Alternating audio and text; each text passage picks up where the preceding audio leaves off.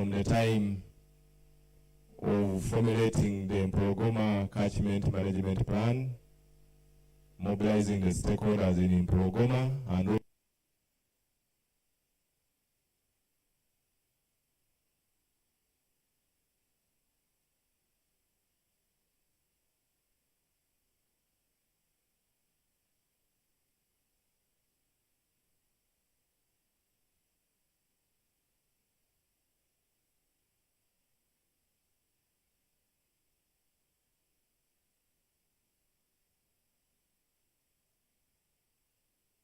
let me take this opportunity to welcome our guest of honor, the Honorable Minister of Water and Environment. Let's give him an applause. Honorable Minister, we are happy that you have spared time to be with us here and join us to launch this project, one of the projects in your ministry, and which we know you are very passionate about. We do appreciate your coming. I would like to recognize the presence of Honorable Member of Parliament, who is also the chairperson of Mpologoma Catchment Management Committee, Honorable Musera. You are most welcome. Number of district local government chairpersons. Maybe they can stand up so that we know the district chairpersons who are here. Chairperson, you can stand up. Let's give them an applause. We do appreciate your coming. Chief administrative officers, those who are here are represented. Other DCs, I know we have the host DC who will be joining us shortly. Representative of the Permanent Secretary, Minister of Water and Environment, Mr. Joseph Pitu, you are welcome. The Country Director, Water Aid, Dr. Joyce Magara. We welcome you to your event, of course, but we are happy to have you. Resolve Mpologoma Catchment Management Committee, if you are around, you can stand up. If you still remember that you are members of this committee. Are you standing members of the committee? Yes, I hope chairperson is there and a number are there. Probably during this project we are going to bring in more energy so that we can actually support work in here. We recognize, of course, those representing the different central government institutions, government departments, agencies, and ministries. Team from Water Aid Uganda, we do want to appreciate you here. We have members of the project steering committee. Can you stand up? Members of the project steering committee, if you can stand up for recognition. Yes, this project is being led by a team composed of different stakeholders, and they are the ones who are guiding the project. The committee is chaired by the Permanent Secretary, Minister of Water and Environment. We have representatives from the central level, but also the regional level, the local level, and especially I'd like to recognize the presence of Mr. Dennis Mugaga from Ministry of Finance. Mr. Mugaga heads the Climate Finance Unit. It's the unit in Ministry of Finance that is helping Uganda to mobilize climate financing, and has been a key in having this project in place. So Dennis, we are happy you are here. I'm sure you'll be reporting back. You'll highlight what we are doing actually to mobilize resources, but what this money is actually going to do. But I also recognize the presence of Executive Director UNMA, Dr. Bob. Uganda National Meteorological Authority is also part of this project. We have Uganda Women's Network. Are you there? Can you stand up? They are members of the steering committee. Again, women are key in this project. Of course, we have the Water Resources Institute within the ministry. We have also the regional structures of the ministry. So this project is highly stakeholders driven. And all of you are here because of the importance we attach to this project. And we do hope that as we progress, we'll know how we can contribute. This project is being implemented within a framework of catchment management, planning and implementation. Again, colleagues will tell you what it means for those who don't know. But basically to indicate that water doesn't recognize boundaries. Water doesn't actually know how many districts we have in Uganda. It doesn't care.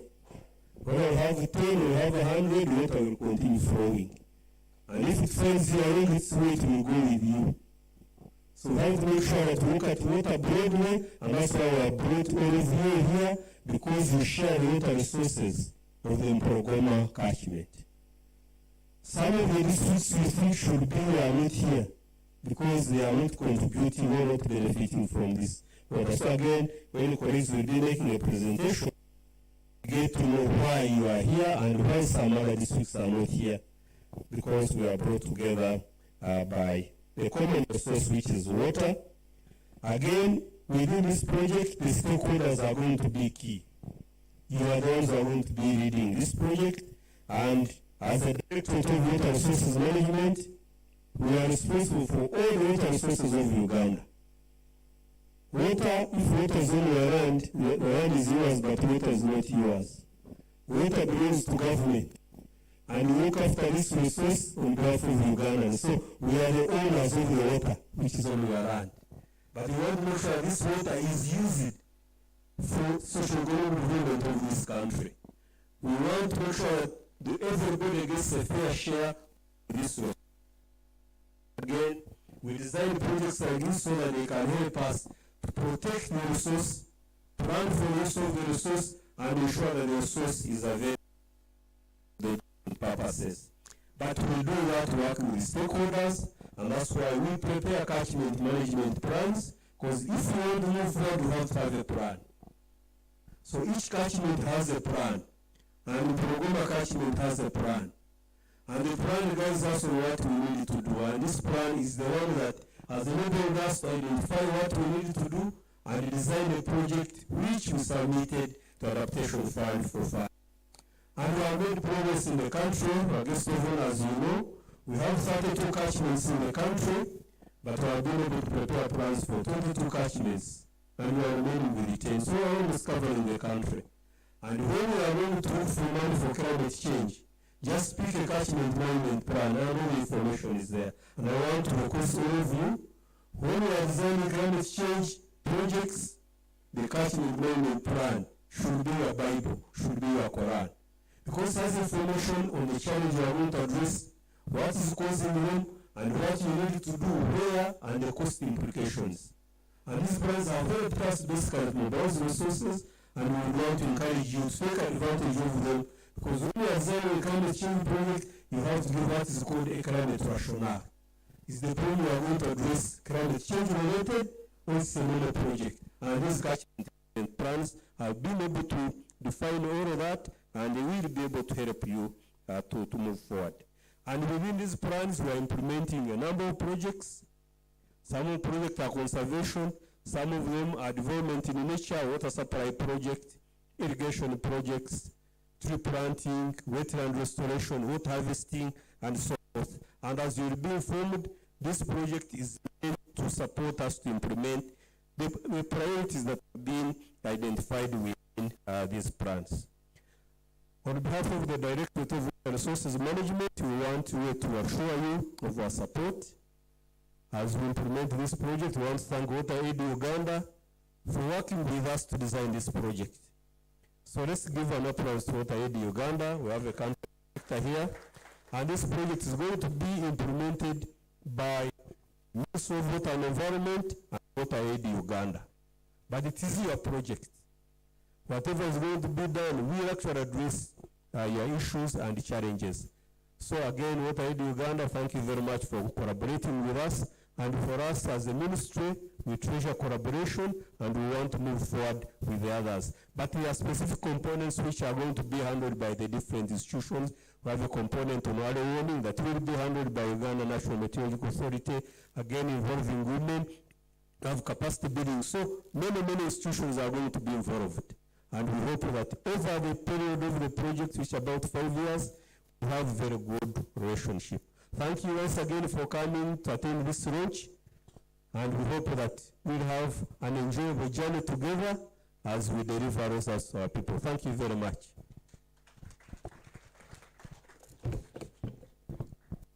Thank you very much, Dr. Karis.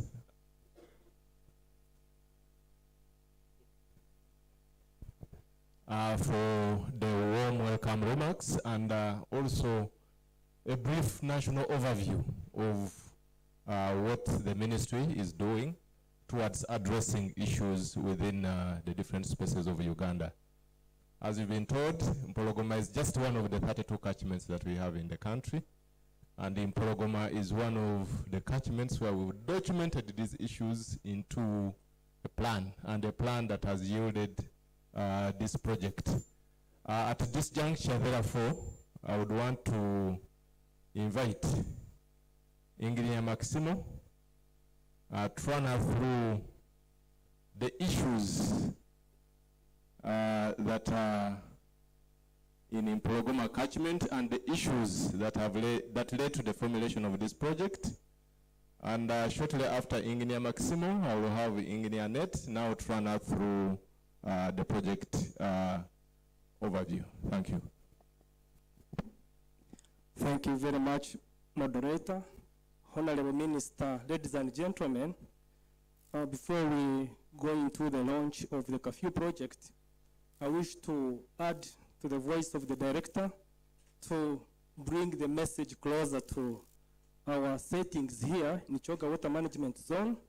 First of all, to highlight why we have to manage water resources, but to highlight the challenges that we've been facing in Mpologoma catchment and the strategies we've put in place over the years, and how these have led us to the formulation of the Carfeww project that we shall be launching in a few hours. And I'll be doing that through that presentation of the catchment-based integrated water resources management, and I will focus on the Mpologoma catchment management plan. So the reason why we manage water resources is to contribute to socioeconomic development by ensuring that we have water of the right quality and quantity for drinking, for production, water of the right quality and quantity in nature, but all the other categories. And when we do this, we also have to be mindful that for us to be water secure, then we also have to protect communities against the impacts of climate change.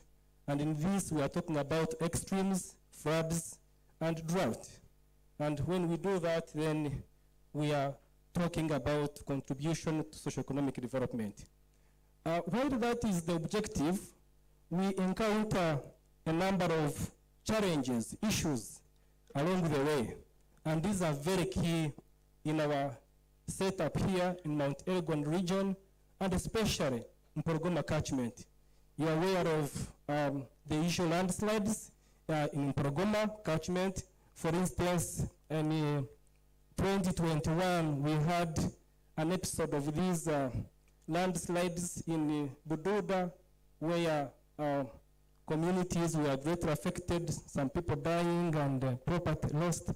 So you can see examples of those in these pictures. When you go to the other extreme of floods, what happened in 2022 here in Mbale is still fresh in our minds, where we had about 30 people actually dying and vehicles and property getting buried in the floods under the bridges. And if you look at, for instance, what happened on our river, Namatara, just a few meters ahead, we had this scenario as well, having heavy floods there. And when you have such a monitoring station on our river getting flooded and submerged to this extent, you cannot have it continue to perform its functions. So this is what we had in Namatara and around Mbale in 2022, when River Nabuyonga broke its banks. And actually right a few meters this direction, this is part of River Nabuyonga. So it's such a small river, but when it breaks its banks, you can really get so shocked of what can happen right here in Mbale. Again, in this very year, in May, we had the same river, Namatara, breaking its banks, and communities, households around the river were greatly affected. These are some of the issues we're talking about. And when you go to areas like Butareja, Again, this is another hotspot for floods. For instance, you see the road from Utareja to Mbale being cut off. You see trading centers being inconvenienced by floods. You see a school here in Utareja that's greatly also affected by floods. So the problem is that big. When you go to what our communities are doing around the catchment, for instance, you talk about riverbank degradation. This is everywhere. Where you go, you see this. When you go to River Manafa, you see the water is actually so dirty. And I want you to imagine a farmer who has land around this region, around this area. He wants to grow crops, bananas and beans, up to the last centimeter of the riverbank. So what happens when it rains so heavily, this farmer is losing his fertile soils into the river. So he's losing a livelihood because he's losing his fertile soils, but also as water resources managers, we get challenges of water quality. You can see how dirty the river is. And if you have a water treatment plant downstream abstracting this water for treatment, then the treatment costs can only increase, and the costs, of course, will be met by the consumers. And when you have the intake works, you will have the equipment not lasting long. The operation and maintenance of the equipment becomes a problem because of such issues. Again, when you go to the lower lying areas like Butareja, you have wetland degradation. And this is everywhere. In Butareja, in these other lower lying areas, where people have converted the wetlands into agricultural areas, especially rice cultivation. And these wetlands cannot perform their ecological functions of storing the flood waters. So that's why when it rains heavily on the hills, the water comes down so quickly, and you would have a lot of floods around those areas, and of course going further into the households around the same areas. When it comes to water, sanitation, and hygiene, one of the key roles is to provide water for the community. But when you go to the sanitation area, and especially the people in Butareja, you have these challenges. Someone is digging a pit latrine, but the water table is that high that just a few feet down you get water. And when you get floods, this water table rises further, and then you have a water quality problem. Then you have a latrine of that nature. So these are some of the wash challenges that are so prevalent when you go to Butareja and other areas that are low-lying. So when you look at those issues, it means that you have to think of really the innovative technologies that you can employ to address them in different areas. So generally, we are saying that these challenges on the rise and on ground because of the population that is growing, then the increased demands for domestic water supply, increased demands for agricultural production to produce more food for the rising population, and this degrades the water resources. We talk of water shortages. We always oscillate between the extreme of drought. Recently, we had drought, but again, afterwards, we are talking about floods. So water shortages, our rivers at times will not have water, our groundwater will dry up, but the water quality is also so poor in our streams, floods and drought. So we talk of too little water, too dirty water, and too much at different times of the year and in different areas. And these challenges have been associated to human-induced climate change because humans are living in these areas and are impacting on these challenges and, of course, making them even worse. So over time, we have realized that we can address these challenges by ensuring an effective water resources management where we work with all stakeholders. And the director was very clear that this is a stakeholder driven process, and the effective framework that we have adopted is integrated water resources management, which coordinates the development and management of water, land, and all associated resources. And we do this to ensure we do it to derive the socioeconomic benefits that I've talked about in an equitable manner. And we do this to ensure that the environment is not damaged in the process. And this very important framework is only possible by putting some key boundary conditions in place. We call them the pillars. One is the enabling environment, the laws, the policies, and strategies that we must put in place to guide all the stakeholders, all the players to do their work. And key to this is the national water policy objective, which has been guiding us to manage and develop water resources in an integrated and sustainable manner, secure water of the right quality and quantity for all socioeconomic needs that I talked about, for the present and future generations. And at the heart of this, the stakeholders are very, very important, and that is the underlying principle there. And in number two, we have to have in place the institutions. And at the national level, we have the Ministry of Water and Environment and all other ministries, including Ministry of Agriculture, Hydropower, Ministry of Agriculture, Energy, and other ministries, because the water and environment sector is that big, and everybody is a player in that sector. But to bring services nearer to the people, regional structures have been put in place. And as you heard from the director's remarks, we have the Ministry of Water and Environment, Regional Center East, where we have all the concentrated units of the departments of Ministry of Water and Environment. Water and Sanitation Development Facility, Eastern Umbrella of Water and Sanitation. You've had colleagues introducing themselves, Director to Environmental Affairs. You've had the Regional Center for Water and Sanitation. All of them are here.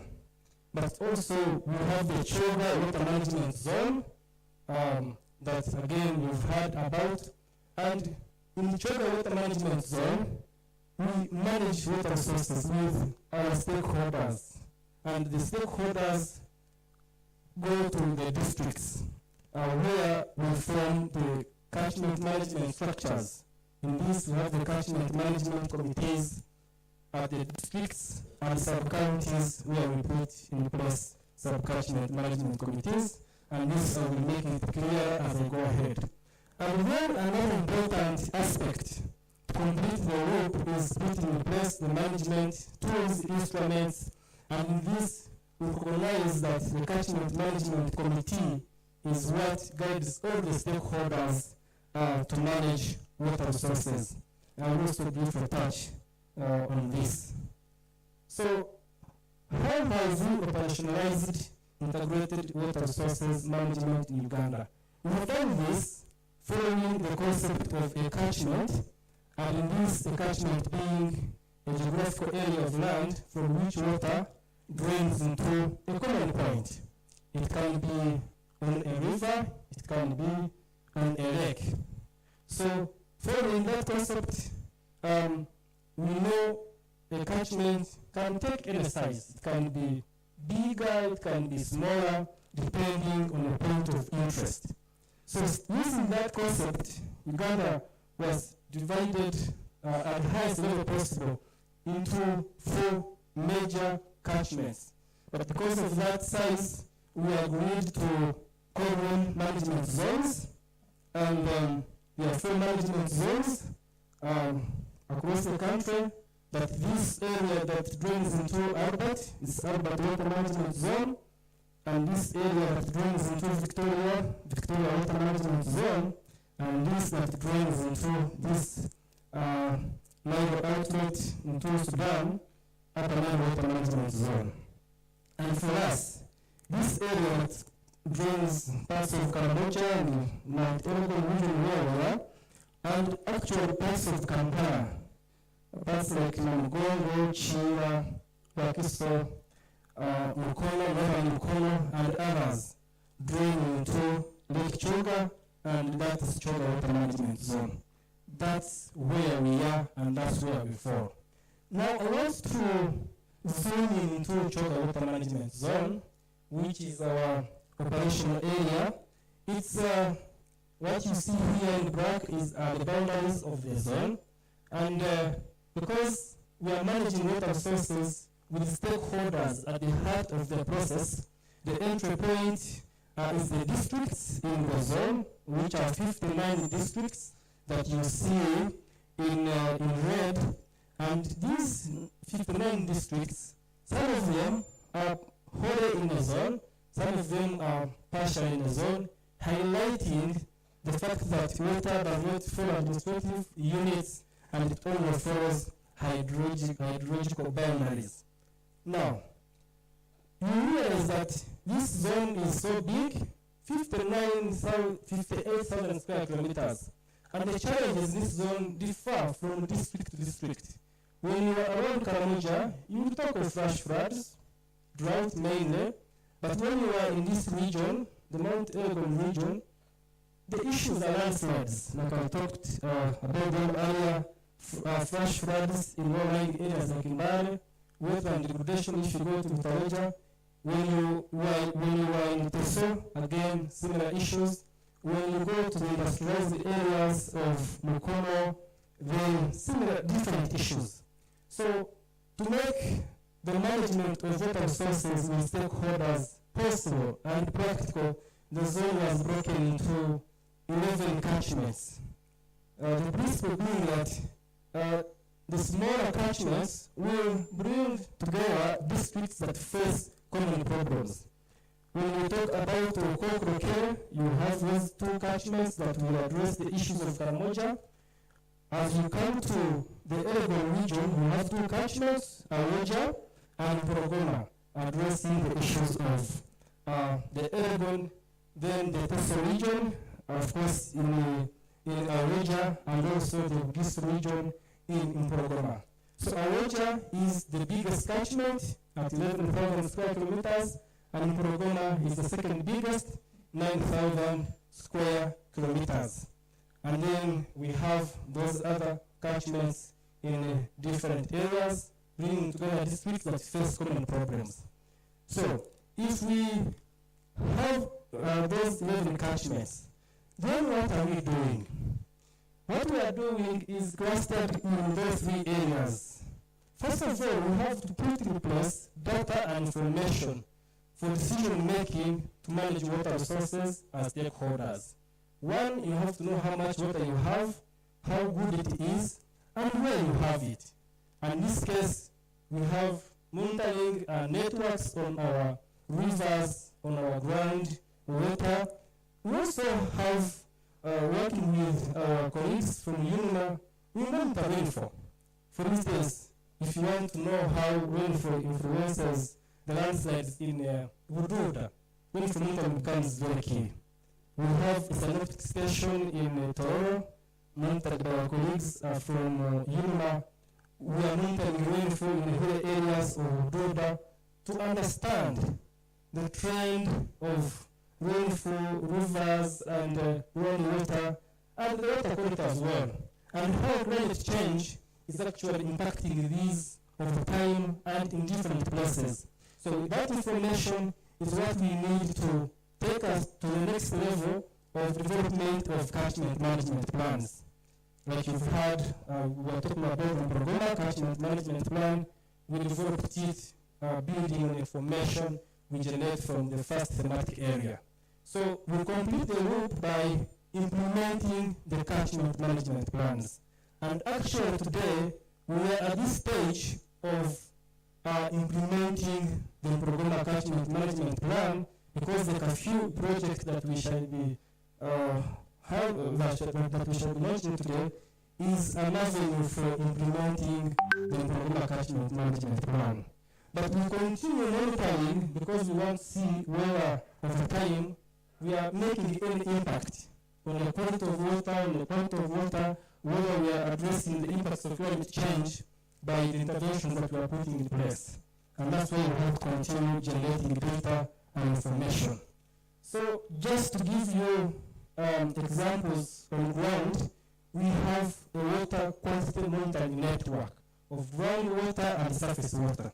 Just for those of you who know Manafa River, we have this monitoring station on Manafa. It's a telemetry station, meaning that it's able to capture water level data in real time and transmit it to a remote server. And this is very handy because it's a system like this that you have to probably warn communities or put in place flood early warning to warn people about the flood. So these are some of the strategies, some of the things we've put on ground to make sure that projects like these can have where to start. When we talk about groundwater monitoring, we have groundwater monitoring wells, also try to understand how climate fluctuation in rainfall can affect groundwater levels. And when you go to the area of water quality monitoring, we have a state-of-the-art water quality laboratory where we pick samples from different sources of water, point water sources, wastewater, and many other areas in our network to try to understand the quality of the water that we are dealing with in the environment and the quality of the water our consumers are using. And again, this is a very good opportunity for the project because along the way, we have to understand the baseline water quality as we try to put in place these interventions on catchment management and wash. Then we also regulate water use. We regulate wastewater discharge through a number of permits: groundwater, surface water, absorption permits, waste discharge permits, drilling permits. So we have campaigns where we identify illegal users, we sensitize them to apply for permits, we assess their applications, we issue permits, but we continue to follow them up, see if they are complying to the set permit conditions. Then in the area of preparing catchment management plans, for those 11 catchments, we are supposed to prepare catchment management plans, and each of those catchments is a hydrological unit for catchment management planning. So far, we have prepared catchment management plans for Awoja, for Mporogoma, Rokok, Rokere, then Victoria Nile, Rumbie are combined in one catchment management plan, and currently we are preparing catchment management plan for Queen and Sezibwa. And when catchment management planning is very important, there are so many stakeholders. They are conflicting water uses. And this is very critical in a dry season. If you talk about a wet season, when there's so much water, there are floods here and there killing people, you may not really see so much conflict in water use. But it's in a dry season when the rivers don't have enough water, we don't have enough water on the ground, but at the same time, people want to irrigate their crops. You cannot hear of anybody doing irrigation in a rainy season. You cannot irrigate in a rainy season. So the conflicts on water use become critical in a dry season, and these are very, very important, and you see this everywhere. A lot of land has been occupied, especially in floodplains. Economic growth has led to increased water demand. You have climate change impacts, conflict of course of land, and a steady increase in floods and drought. So those are the catchments for which we have prepared the catchment management plans of Rokok, Rokere, Awoja, Mporogoma. That's where they are, Victoria and Rumbie, and currently we have Queen and Sezibwa under preparation. So we still have to prepare 3 catchment management plans for Abalang, the shoreline of the lake, and the smallest catchment in the Choka water management zone. So this is the Mporogoma catchment management plan, We have it in the higher technical version, but also the popular version. And when we are putting these plans in place, we have guidelines that lead us into putting in place some specific areas. For instance, we need to understand this catchment. And I want to just make you understand a little bit more. This is what we did during the preparation of the catchment management plan from Mpologoma. So Mpologoma catchment is composed of 18 districts. Now, earlier you had 11 districts. 11 districts are for the project area where the Carfeww will be working, but in totality, Mpologoma catchment has 18 districts that are either fully in the catchment or partially in the catchment. Now, this catchment is transboundary. It's a transboundary catchment that we share with Kenya. That's why you see this green line is the border between Uganda and Kenya, with this side being in Kenya and this side being in Uganda. That's very, very important. So for us to manage this catchment, we have to work with Kenya. And to make you appreciate it even better, this catchment was divided into 13 sub-catchments to make sure that, again, issues are mapped in specific areas, and interventions are also mapped to ensure guidance in the implementation of these interventions. So what you see here is that this Marakisi sub-catchment is pure in Kenya. Then we have a sub-catchment here called Ruakaka. We share it with Kenya with 50%, about 50% of it being in Kenya and 50% being in Uganda. So we have the Marakisi River, we have the Ruakaka River. The two join and form the Marawa River and form the Marawa sub-catchment. So the Marawa sub-catchment enters into Mpologoma through Upper Mpologoma sub-catchment, and of course you continue defining the Mpologoma catchment. This is very, very important, because along the way you'll be hearing that this project is working in 11 districts, it's working in 6 sub-catchments. So you need to understand the sub-catchments that we shall be operating in, and also the districts that we shall be working in as stakeholders during the implementation of this project. So I also want to just touch this. I'm not touching all the areas because I want to remain popular. I'm doing a popular version of this. I want to touch this catchment stakeholder participation framework, where we have a range of stakeholders in Mpologoma, starting from the national level, where all the ministries that I talked about belong. Ministry of Water and Environment, Energy, Hydropower, all the other ministries in the water and environment sector.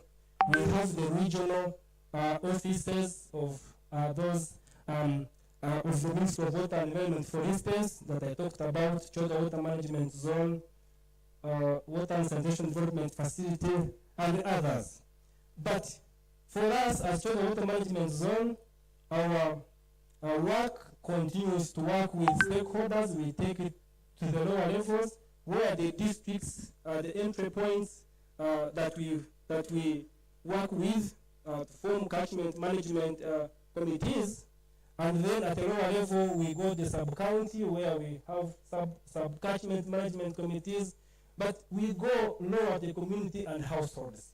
So level, we are moving from the planning process. We are developing catchment management plans from the higher levels, and as we go to the lower levels, we are moving towards the spaces, the areas where we have to implement these.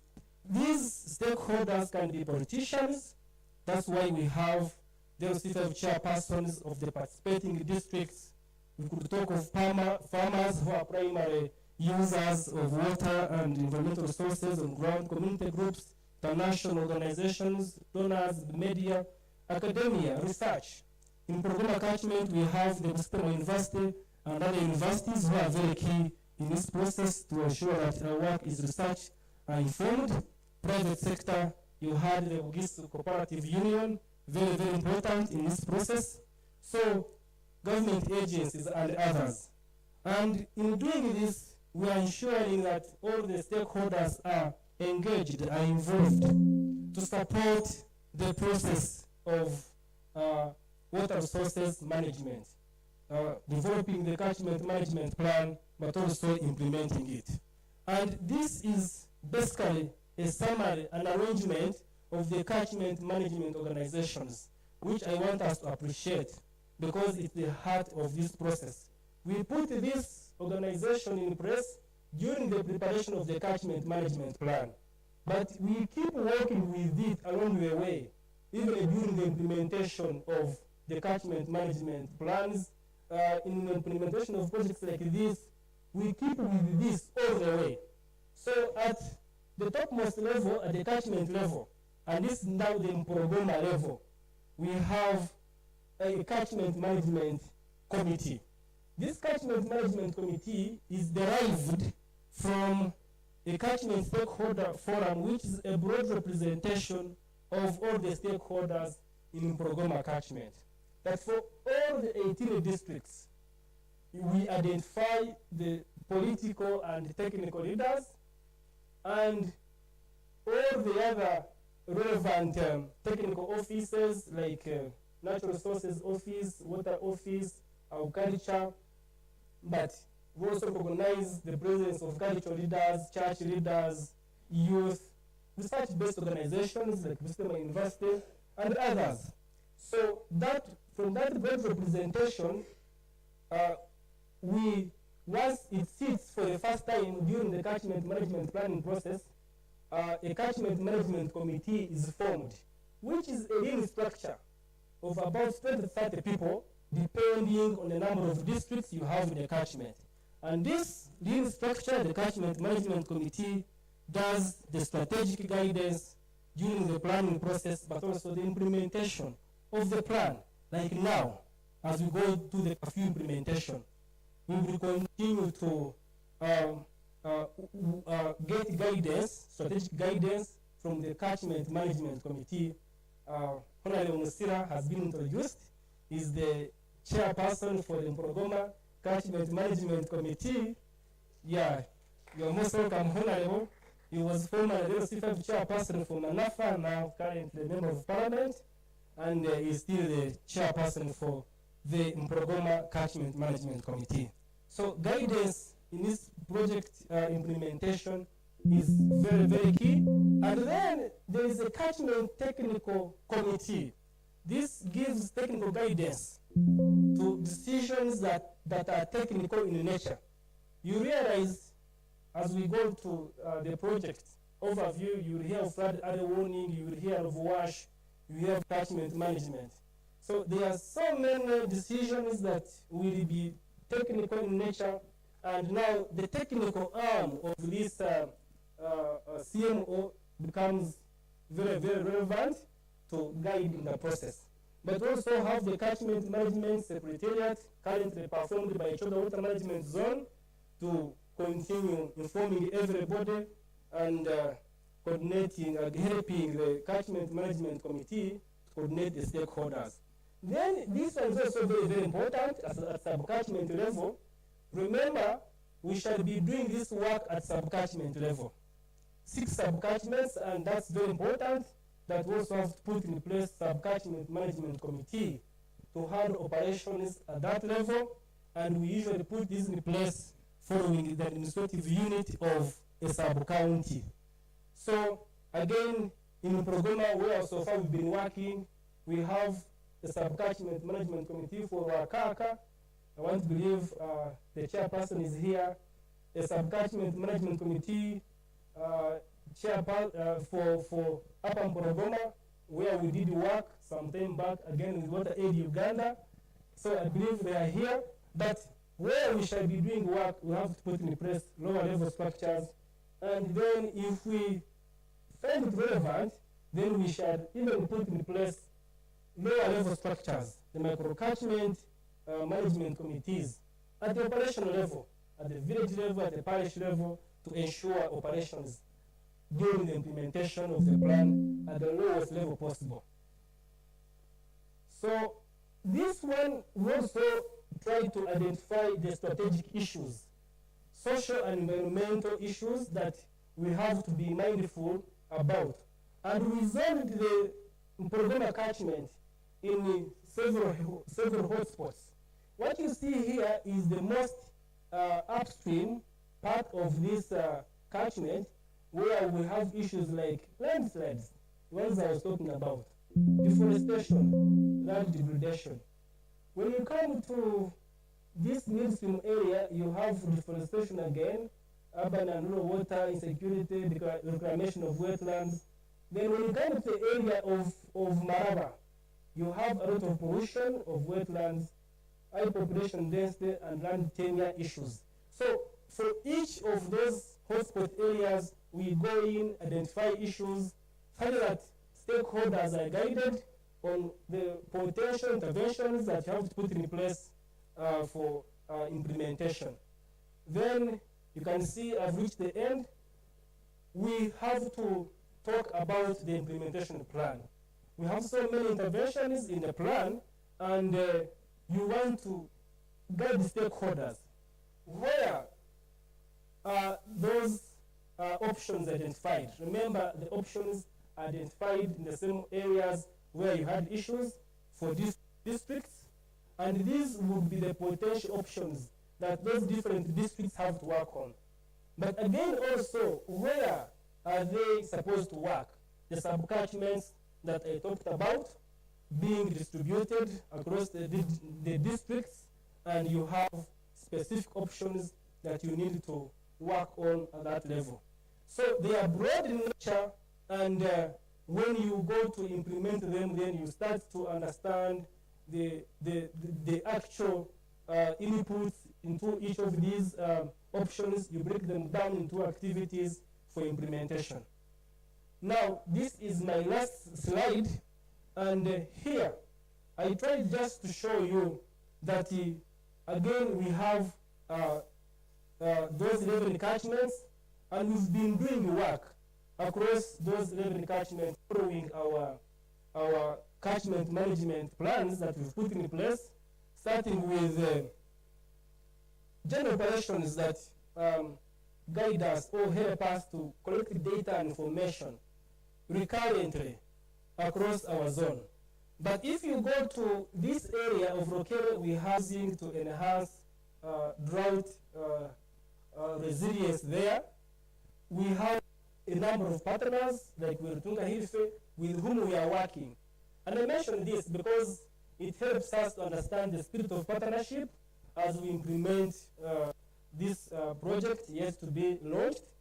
And when you come to our catchment, I want to believe that a number of you have heard about the success story of the Eureka project, which was trying to enhance the resilience of communities in our catchment areas, for instance, Awoja, to the impacts of climate change through catchment-based integrated water resources management in Uganda.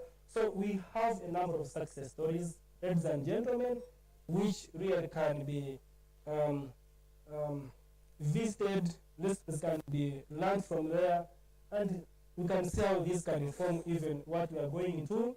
Then we have the integrated water management and development project, working in 2 sub-catchments of Awoja, again, implementing project catchment management measures. Then we have the Sakuyak project, again in Awoja here, that is strengthening adaptive capacity and resilience of Uganda's watershed, Awoja catchment. And then lastly, we have this one here, the Mpologoma catchment, where we have the integrated water management development project, again working in Wakaka sub-catchment. This sub-catchment that we share with Kenya. We had the support resilient initiatives, vulnerable entities that we worked on with Water Aid Uganda. We derived lessons from it, and such lessons led us into the development of the current project that will be talked about later today. And then, together with Kenya, we have the Ngororo Water Resources Management and Development Project. A transboundary project between Uganda and Kenya. I told you Mpologoma is a transboundary catchment. And this, we are now in the stage of resource mobilization, but we've been having a lot of discussions with Kenya. We shall have others, I think, next week to try to prepare for the implementation of that project. It's going to work on hydropower, irrigation for 2 countries, water supply and catchment management for the dam area. Then lastly, this is what we are talking about today, the Carfeww project. Because the demand for our interventions is so huge.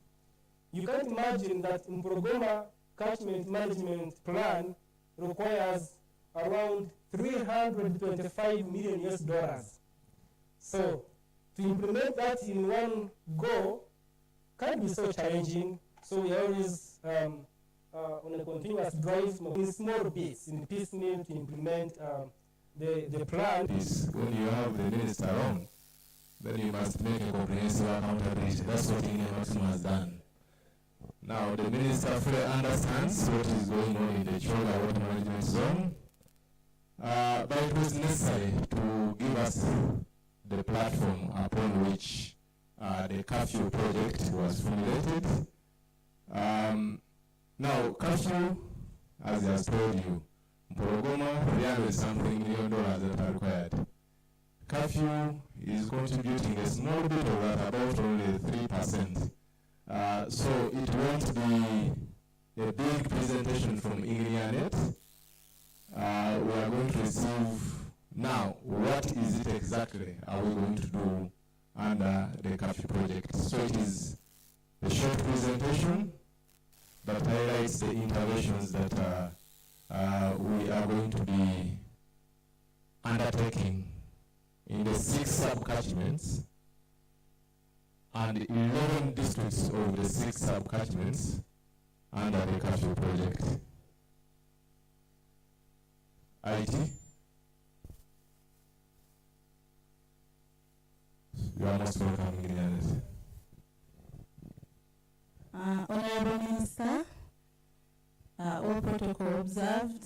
Good morning, ladies and gentlemen.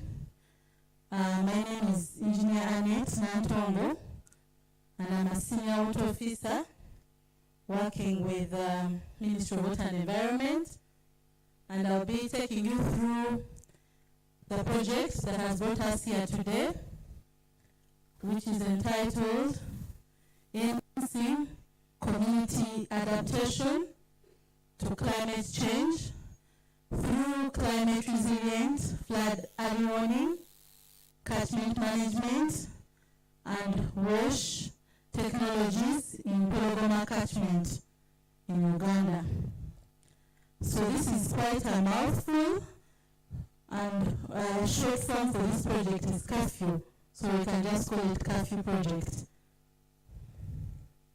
So this project is funded by the Adaptation Fund to a tune of $9.5 million. So out of the $325 million that is needed in Mpologoma, this project will contribute $9.5 million, and the implementing entity is the Ministry of Water and Environment. What I mean by implementing entity is that this is the organization or the institution that oversees and manages the project on behalf of the Adaptation Fund. The executing entities for the project are our partners, Water Aid Uganda, which will be working with some departments within the Ministry of Water and Environment. So that is the Water Resources Institute, Choga Water Management Zone, the Eastern Umbrella, and the WSDF East. As you are already aware, it's located in Mpologoma Catchment in Choga Water Management Zone, and this project will be running for 4.5 years, starting today. The overall goal of the project is to increase the resilience of communities to climate change, especially those related to floods and landslides, and we're going to do this through timely response to climate hazards, sustainable community access to water, sanitation and hygiene services, as well as integrated catchment management measures. The specific objectives are: 1, to strengthen the institutional capacity for planning, designing and implementing, as well as monitoring of integrated flood early warning systems and climate smart wash technologies. Then the second is to develop and promote adoption to floods early warning systems, climate smart wash and catchment management technologies. Then the third objective is to facilitate the communities to adapt to the climate change by implementing concrete actions on ground to enhance their resilience as well as those of the ecosystems. And the last one is the knowledge management objective, where we are enhancing knowledge management on the different topics that we're handling. So I think Engineer Maximo has talked about the catchment area, and when we focus on where we are working, like he has mentioned, we are working in 6 sub-catchments. Not very, okay, yes. So we are working in 6 sub-catchments. The first one is Upper Manafa. This is the purple one. And in Upper Manafa, we have districts like Bududa, Namisimba, and Manafa. Then we have this green area, which is Middle Manafa. And there we have parts of Betaleja, again parts of Namisimba, Bale, Manafa, and Tororo. Then we are working, this pink area is Lower Manafa, the pink one. And there we have districts like Betaleja, Chibuku, Bududa, and Tororo. Then this gray area is Upper Mpologoma. There we have districts like Namutumba, Betaleja, and Tororo.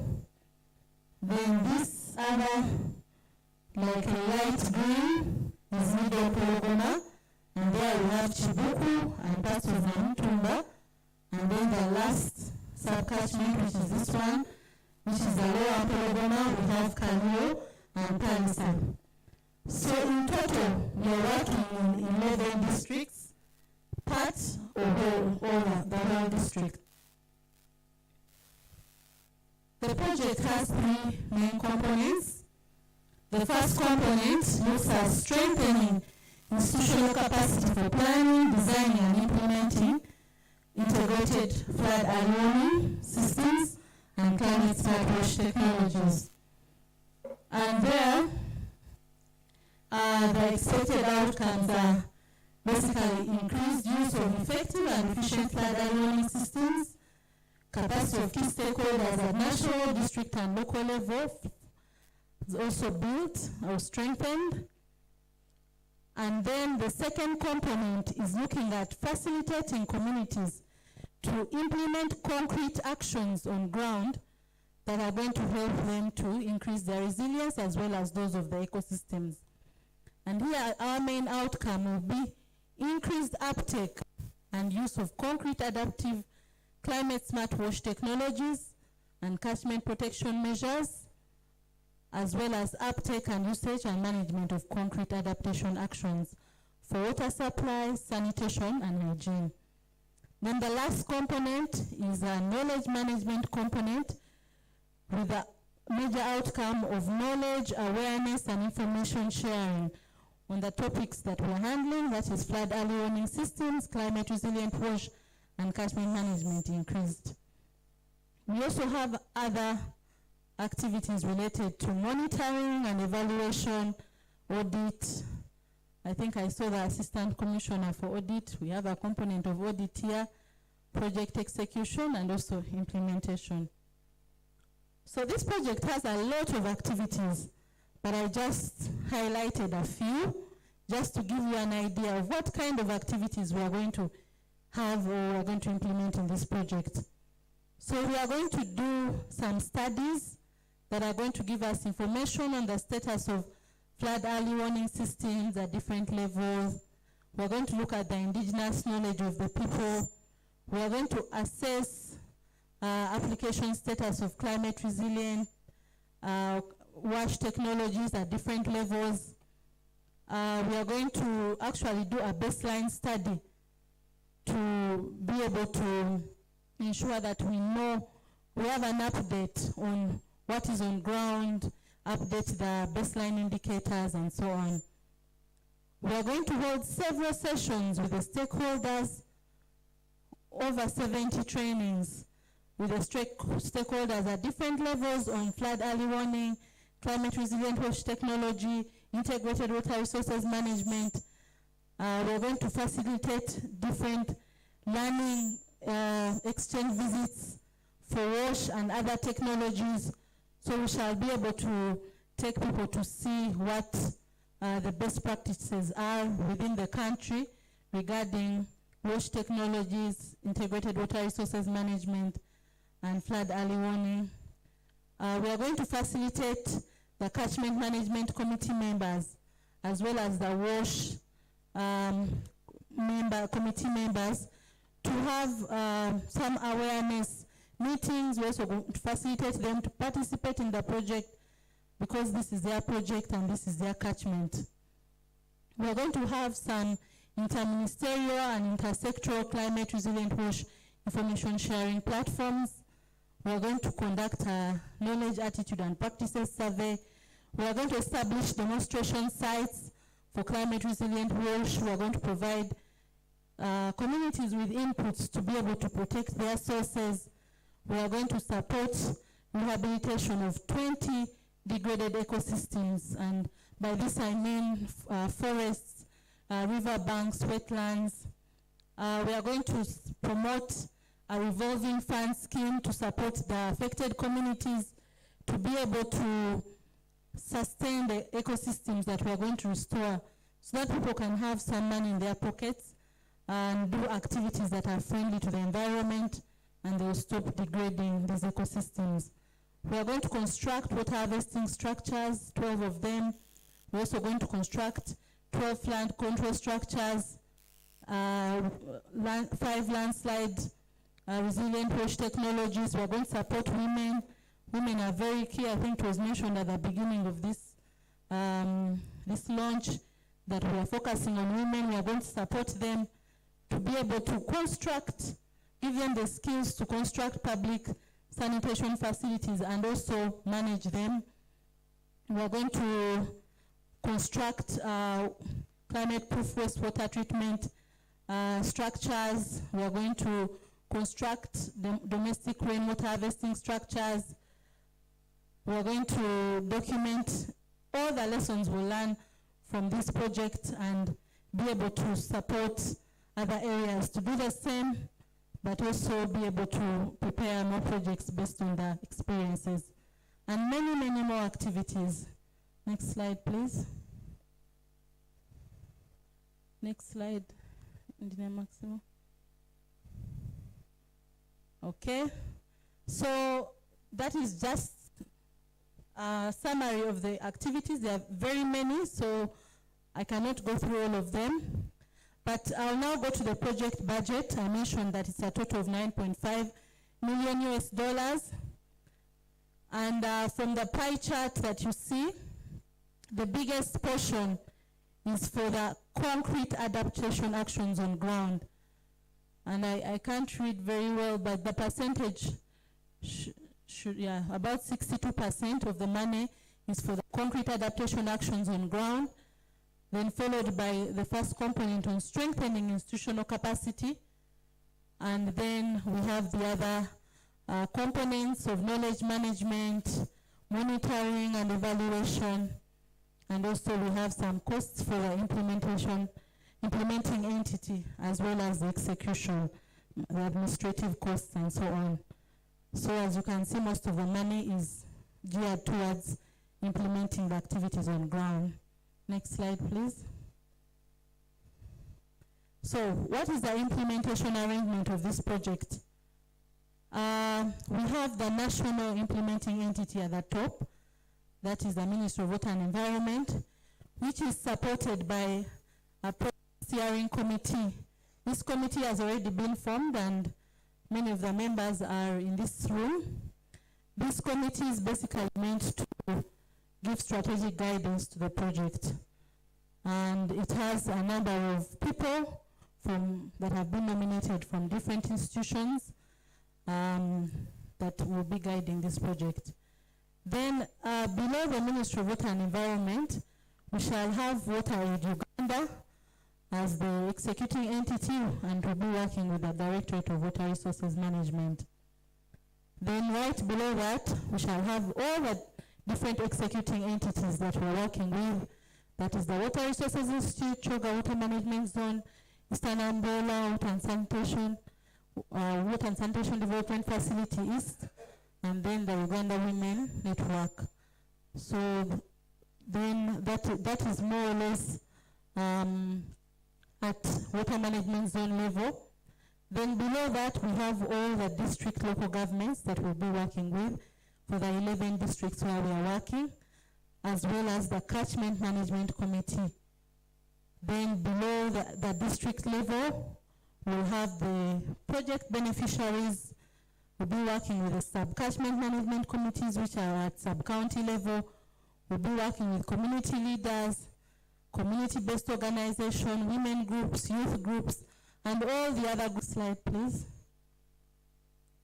So in terms of project management, the implementing entity, which is the Ministry of Water and Environment, is mainly charged with overall management of the project on behalf of the Adaptation Fund, including financial monitoring and reporting. So they approve, the ministry will be approving the work plans, the budgets, procurement plans. They'll be reviewing reports and then submitting them to Adaptation Fund. Then the executing entity will be responsible for ensuring that the project is well executed on ground through the various structures, both at national level and local level. They are charged with basically ensuring that the project is being executed as it should be, following all the government procedures as well as the Water Aid Uganda procedures. It will also be in charge of preparing the reports and the budgets, the work plans that will be sharing with the implementing entity, and finally to the Adaptation Fund. Next slide, please. So what have we done to date in this project? In preparation for this launch, we signed a financing agreement between the Adaptation Fund and the Ministry of Environment, as well as Ministry of Finance. And this was signed in November 2023. We got clearance for the grant agreement, which is between Water Aid Uganda and the Ministry of Water and Environment on 4th March 2024, and this grant agreement was signed on 26th March 2024. The teams from Ministry of Water and Environment and Water Aid Uganda have held a reconnaissance visit within the catchment, and I think some of you could have seen us. We consulted some of the district staff that are here, and this was done between 15th and 19th April. And this was basically to support the teams to prepare the work plans, the budgets, procurement plans, basically to give us some knowledge and information that we can use to prepare all the documents that we needed, the project implementation manual and so on. We had some staff recruited under Water Aid Uganda that will be based in Mbale. I think the staff can stand up for recognition if they are in here. Most of them might be outside helping their preparation, but we have Mr. Kidega there as one of them. Maybe Dr. Joyce will introduce them. So these staff started working on 1st May. We prepared the work plans, budgets, procurement plans, and the project implementation manual.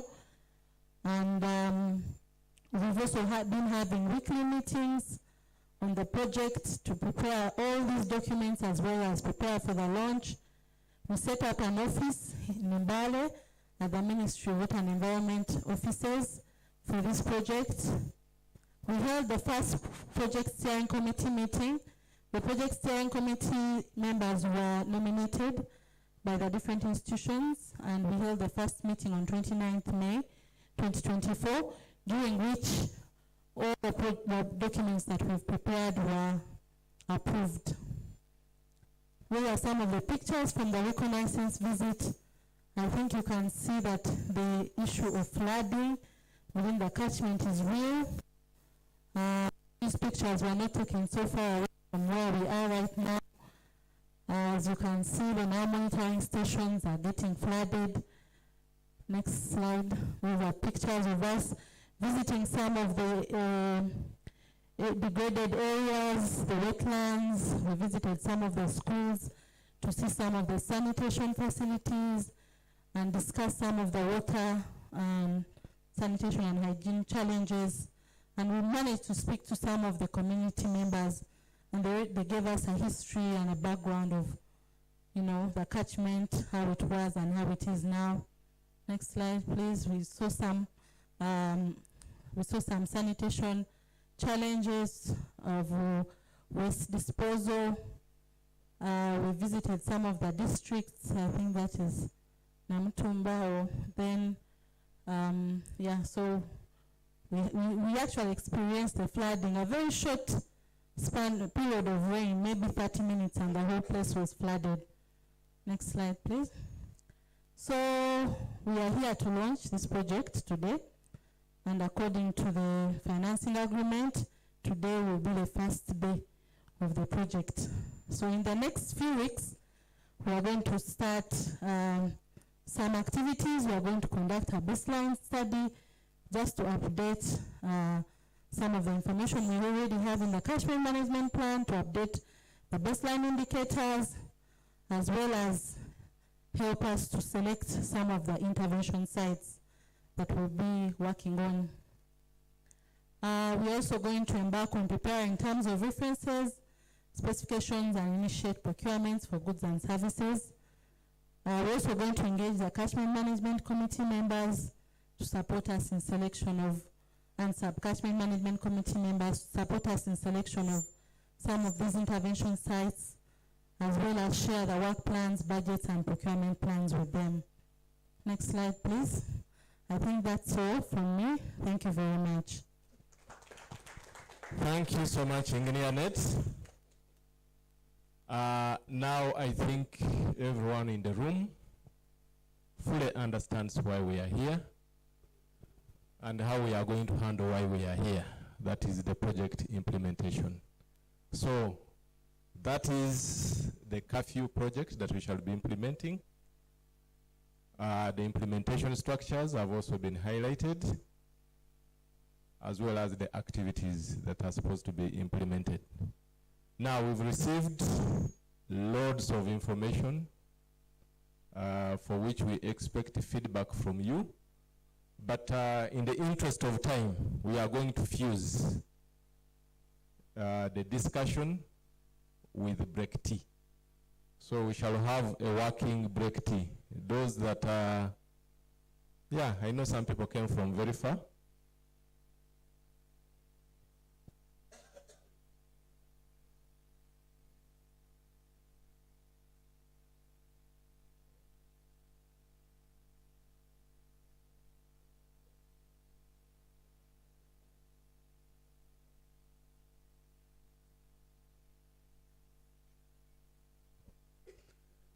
Okay, I've been guided by our host, Engineer Maximo, that let's have brief feedback on what has been presented, then we break for tea.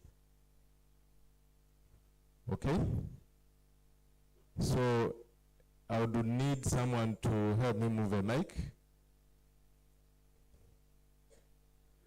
But as well, if you have contacts that you would wish to follow this launch, it is being broadcast live on the X handle for Water Aid. So interest them to join in and for the project launch. Yes, there was a hand over there.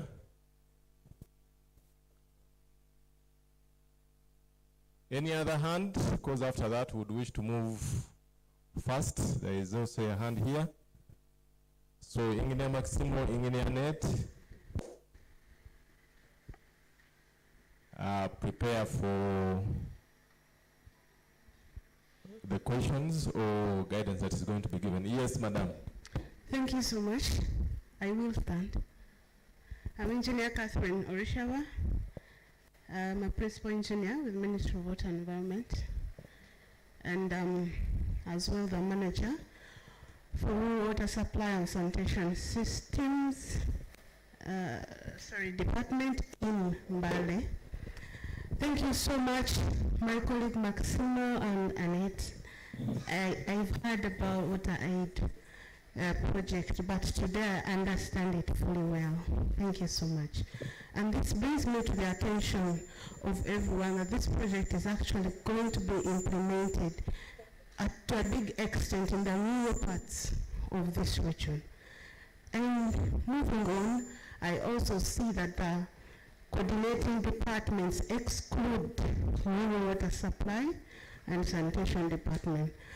I also see we are going to be constructing rainwater harvesting, implementing wash smart technologies, but my concern here is the exclusion of rural water supply and sanitation department while we are implementing in the rural areas.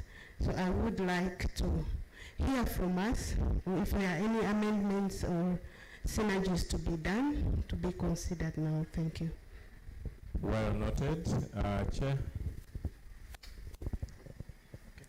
Thank you so much. My name is Milton Kamoto Wasungui, the district chairperson of the district.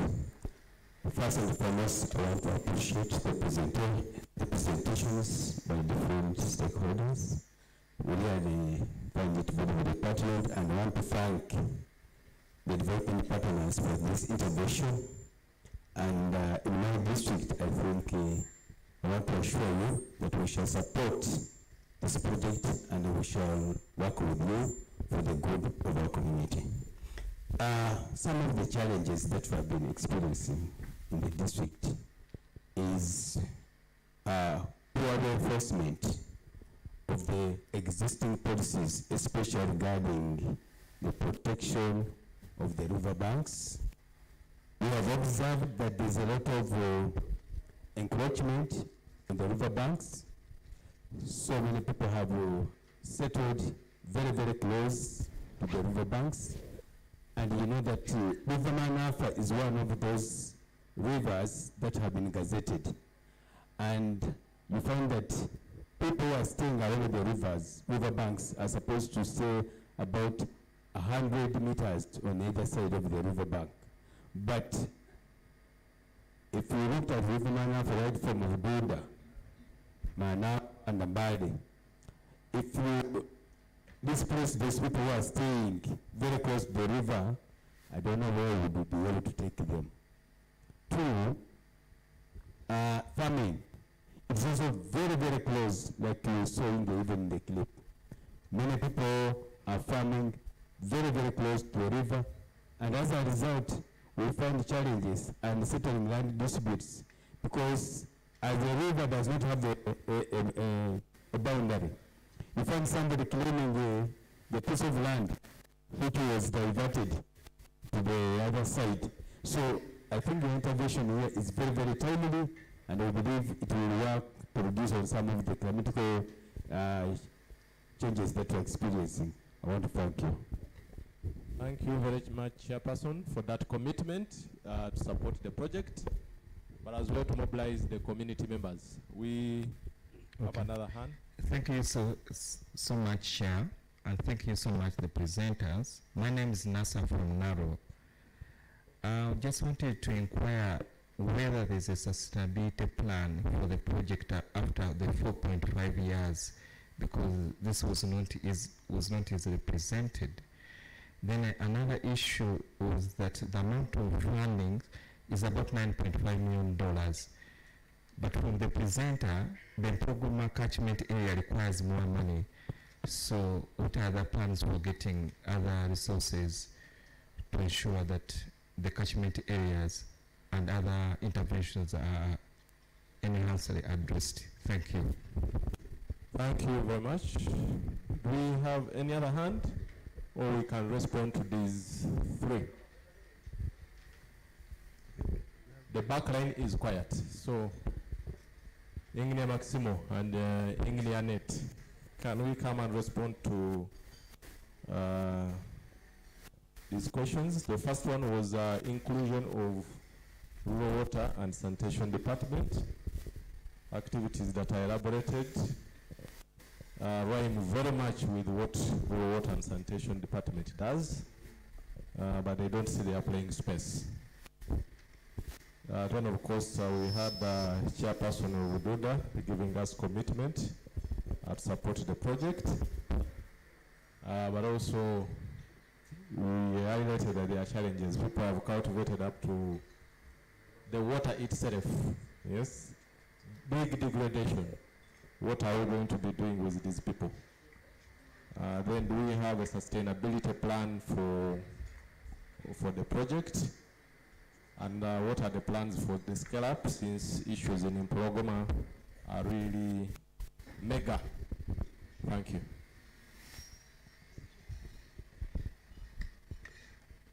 Thank you very much, moderator, and thank you very much, ladies and gentlemen, for the good feedback. I'm here with my colleague Engineer Nate to perform as a team to beef each other up to answer these questions. Now, starting with the coordinating departments, Engineer Nate presented the implementation arrangement, but specifically going to the question of the exclusion. At the time of the preparation of the Carfeww project, we didn't have the rural regional center of water and sanitation. At that time it was TSU. Now we can categorically say that for sure, according to the implementation arrangement, you will strongly be involved, because we have a very important component on wash, water sanitation and hygiene, and we know you are the lead in that area, and you will be involved and will take note of that. So before I invite my colleague, Engineer Ned, maybe let me also talk about some of the items the RC5 chairperson raised. RC5 chairperson of Buda, of poor reinforcement, of protection of the river banks, settling near the river banks, farming near the rivers. Again, these are the issues that I talked about during my presentation, and we are mindful of this. And good enough, I also talked about the enabling environment, the legal framework within which we are doing this. And it's a stakeholder-driven process. The political and the technical leaders of the district, like I said, are very key in this process. And we work with you. Actually, we build our message on you. So this project comes on board to take advantage of your presence on the ground. We have the Catchment Management Committee, which is a representation of all the stakeholders, political and technical leaders from the Mpologoma catchment. And we even have representation on the committee from the 11 districts in which the Carfeww project will be working. So we will continue to work with you to, again, work with our primary stakeholders. These farmers who grow crops near the river banks, these people who settle near the river banks, probably they are not well aware and schooled on the dangers of staying in these sensitive areas. So it's our duty, first of all, to educate them, to raise their awareness, and make sure that we give them alternative means of livelihood. We say that, okay, in this riverbank, probably you can use it wisely by planting trees, planting fodder, grass for your animals, and then probably settle in a safer area. Settle in an area where you not get problems. So we can't take it for granted. Not everybody is aware of the dangers of landslides, even floods. Even in Kampala, you see people building very good houses of about 600 million in a wetland. So maybe they are so rich financially, but maybe they are water illiterate.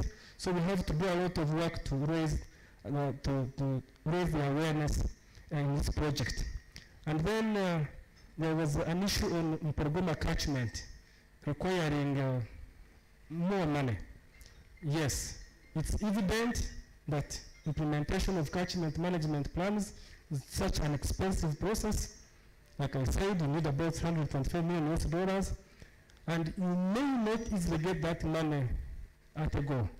So our job is to continue resource mobilization, just like the resource mobilization was done in this for this Carfeww project to take effect.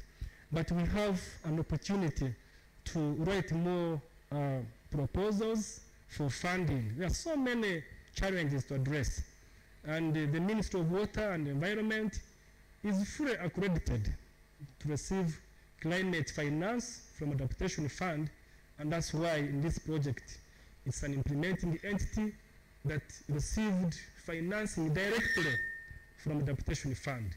So we have the experience to write concepts of this nature, projects of this nature. So I believe working with all of you, we still have an opportunity to write more proposals, more concepts, to look for more resources to implement the remaining part of the Mpologoma catchment management plan. So I don't want to finish all the questions for my colleague here. Let me give her a chance to address the remaining questions. Thank you very much. Okay. Thank you. Thank you, Engineer Maximo. He has made my work very easy. I have only one question to address from our colleague from NARO on the sustainability plan. Yes, the project has a sustainability plan. It's just that we didn't have enough time to present everything. But when you look at the way we're going to implement this project, there are a lot of sustainability measures embedded into the project already. The methods we are going to implement, we are working with communities, with women groups. We are using existing structures within the project area to actually execute this work. We are not going to bring contractors from Kampala or Mbale. We are going to give the skills to the people. We are going to set up demonstration centers so that people can be able to continue learning. We are going to work with catchment management committees, sub-catchment management committees, who are already part and parcel of the catchment area. So everything in this project is going to be done by the people within the catchment, so that even after the project has ended, they have the skills, they have the knowledge, and they can be able to continue doing this work. I think you noted I talked about formation of cooperative societies, water and environment cooperative societies. We want the people to have, some money and also to have the skills to do alternative income generating activities that are friendly to the environment, and this will help the restoration activities to be sustainable. So there are a lot of sustainability measures embedded in this project, and maybe at a later stage or another opportunity we can be able to present this in details. I think, that's it from me, and that's it for the questions. Thank you for listening. Thank you, Engineer Nate and Engineer Maximo, and thank you for that applause. Colleagues that have picked tea, kindly come back to the room, because the session we are moving into is very, very, very crucial. But as part of the funding of Mpologoma Catchment Management Plan, I think when Engineer Maximo was presenting, there are already projects that are running within Mpologoma. Integrated Water Management and Development Project. There is a component on catchment management, about 1.2 million US dollars. We've been told about the Angolo project that is transboundary. It is still in Mpologoma catchment, being funded by NOSAP and the NBI. We had a project with Water Aid that closed called Strive, still in Mpologoma. So the actions within the catchment are quite numerous, coming from different angles, not necessarily the Directorate of Water Resources Management. At this juncture, I want to invite Dr. Calist to take us through the next phase of the program.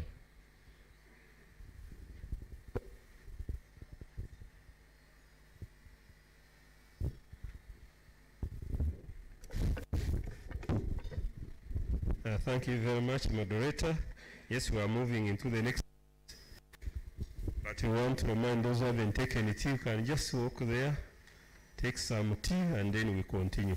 But just to also emphasize what the moderator has mentioned, when you talk about $320 million, it doesn't mean that it is money coming from the water and environment. Districts have budgets for these activities. You have money for PDM.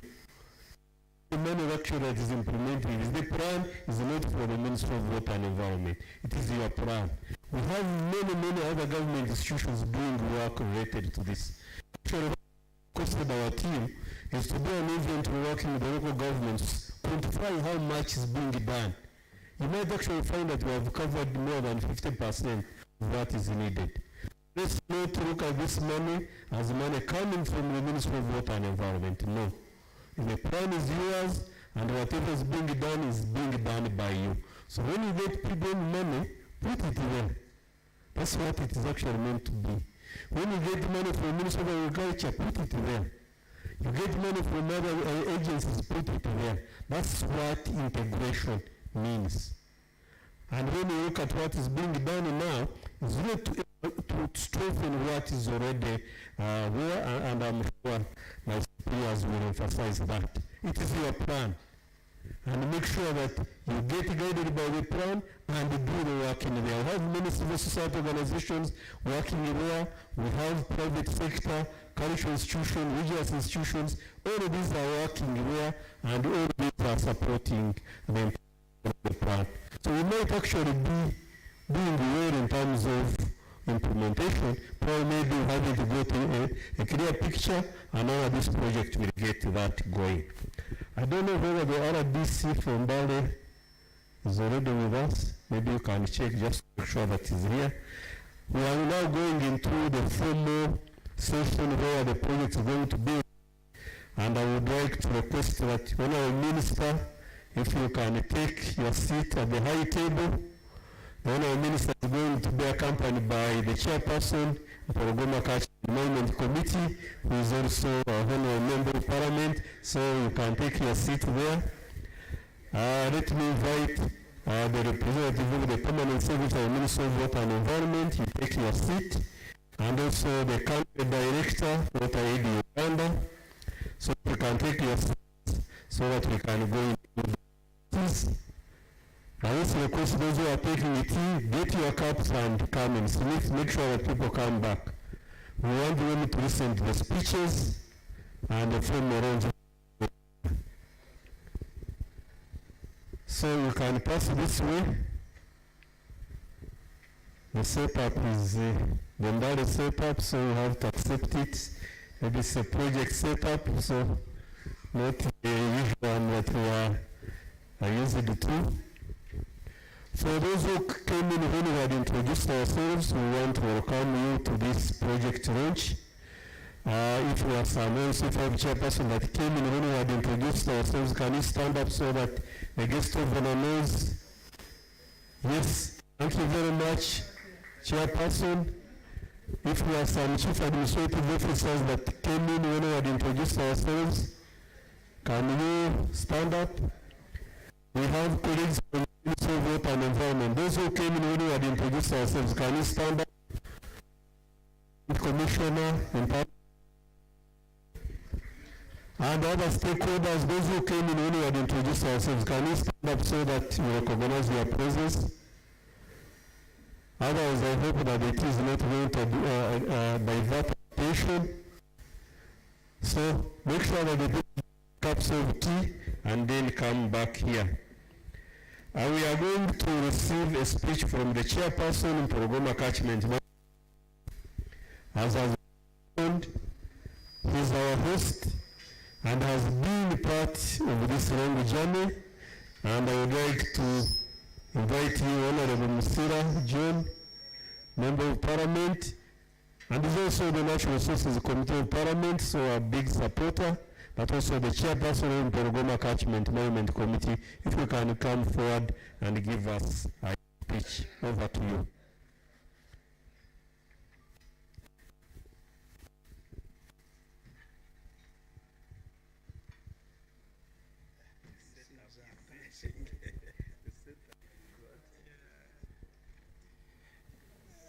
Minister,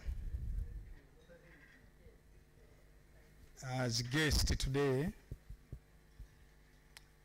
the PS and the commissioners of the responsible ministry,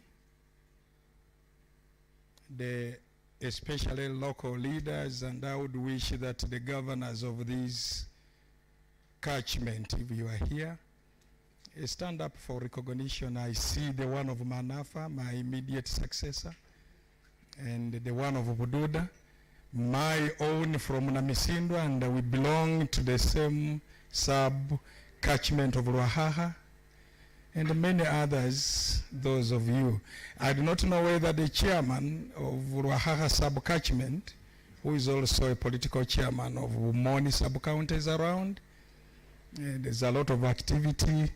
Dr. Kalisti going on down there. Ladies and gentlemen, I'm called Rasta Musila John. I'm a Rasta man.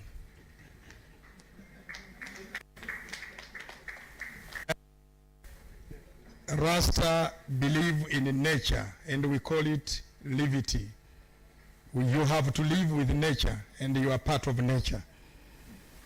That's the very fact that any Rasta will wish to have a very cool environment the way it was made by Jah. Dr. Kalisti taught me so many things several years ago, and maybe has not, but while he is an OB at university, he has become my professor over time. And I'm almost now an associate professor in matters of environment, to the extent that I sit on the Committee of Natural Resources and Environment. And those of us who have this background knowledge, Dr. Kalisti and the Honorable Minister, we are able to dispense it even to fellow members of Parliament who may not have clear knowledge.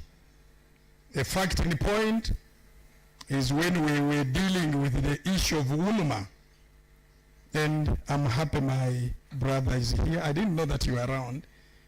And some people doubted and said, what is UNUMA? What did they do? We should rationalize it. I said it where? Give me the ministry, they couldn't. Ever since we broke the East African community, UNUMA has been oscillating in about 10 ministries in Uganda. And this one is some kind of bat, B-A-T, bat, which is neither a bird or a mammal animal, although it can fly. So we say, let it remain. And I gave a very strict, ferocious argument after you left. Said, no, you leave it alone. You can't rationalize this. Ladies and gentlemen, such knowledge and interaction also informs us that we can do certain things even at national level with clear knowledge. And Dr. Kalisti and the Honorable Minister continue educating us so that we can be good policy makers who do this with knowledge. At one time I thought that the colonial system was simply archaic. For why would they divide into two and the other resources, natural resources, into Kenya and Uganda? Little did I know that they had a focus for posterity of then, and we are living in that realm of time that we must share resources. Today I confirm and say I think they did the right thing, that these graduating countries later would share such natural resources. And indeed today we can see it. Just move around the continent of Africa, ladies and gentlemen, you will see that most of the natural resources were divided into whichever countries were created for 3 months and 11 days in 1884, 85 at Berlin, what usually known as the partition of Africa. Whoever did the partitioning had an element of natural resources as well. And today we are here, we can destroy them, but somebody thought about us. Particularly from Pologoma, where I'm chairman, with 18 districts, Honorable Minister, I've been chair for all this long, and I think that we have made some achievements, and very good achievements, Honorable Minister. We are sitting on the size of about 8,000 square kilometers, 18 districts, both the water tower around Mount Elgon, which is I think upper, you have your own jargon, Upper Pologoma, I would say middle Pologoma and lower, whatever the case, according to the drainage system of this area. Mr. Minister, we have 13 sub-catchments, and all sub-catchments actively, we will have something being done there. All of them. Recently, about 3 years ago, we were down in Namutumba commissioning what was done there. I was personally present, and I want to say, Engineer Magizima and Dr. Kalisti, thank you for always recognizing that the chairman and the committee and the sub-catchment governance are always there in such meetings. I was there. We have several macro, micro, and mini projects, many of them.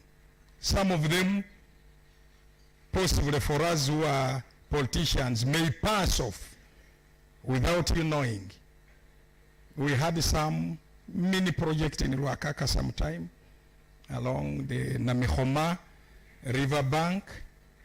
Today we have Ruakaka sub-catchment, what I would call a micro project, covering about 5 districts: Bududa, Namisindwa, Manafa, Tororo, which is still ongoing. If you saw the gullies in Bumoni, if you saw the erosion and everywhere, which were unheard of during our time when we were growing up, have come up.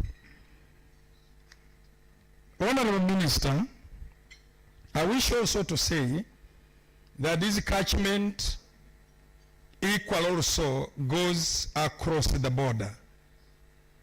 And in Kenya, we have 2 main rivers, Malakisi and Sio. They originate in Kenya on Mount Elgon, but eventually they turn back into Uganda. So we have to cooperate whether you like it or not. I wish to say, Engineer Kalisti, thank you for this cooperation between the Republic of Kenya and ourselves. We have attended such cooperation seminars, workshops over the same. But Honorable Minister, I wish to also interest you in this. The two particular rivers based in Kenya but turning into Uganda. I'm from the border with Kenya na ninaelewa haya mambo vizuri kabisa. Yes, Ruakaka, which becomes Malaba downstream, is simply on the border between Uganda and Kenya. But I wish to say the cooperation brings us into solving particular issues. For example, Sio around Busia, the Sio River comes back into Uganda. Fine. But if you went to Busia today, most of the waste products, especially solid waste from Kenya, is dumped into Uganda. So if we don't cooperate, Dr. Kalisti, it becomes a danger to us. And this is why we should strengthen such cooperation between the two states out of the transboundary issues. Honorable Minister, the first achievement for this catchment in Pologoma was around, I think, 2018, when we commissioned a plan. We launched a plan. It's a comprehensive plan. This catchment in Pologoma is one of the catchments, many catchments under Choga zone, and one of the 4 zones in Uganda.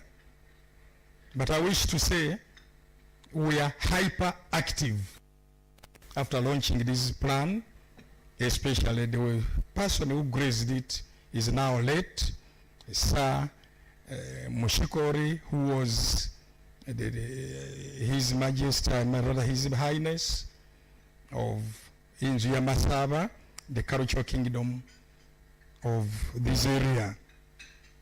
Well chosen possibly because he's from, and we are from the tower of this catchment. And the old adage of the English which goes that you rough the source of the river, you ruffle the source of the river, downstream you drink that water. Indeed, we have done that for ages around the water tower, the upstream of this catchment, and the results can be seen even within the upstream of the catchment, which affects all along the way down to the lower stream of this catchment. Honorable Minister, we have achieved more so, especially on whether forestation, afforestation, or reforestation, and heavily so. We have so many dotted nurseries by partners who have sponsored them and the resilience mechanisms with our partners. And the trees have grown for the last several years. Yes, we may have a few hitches here and there, but Bugisu, if you, especially the upper side of the catchment, Bugisu generally, if you scanned it, Honorable Minister, if there was a satellite scan over, and you went back to 30 years ago, we had a lot of bald heads of hills, and naturally without forest cover and whatever. Today is a different story.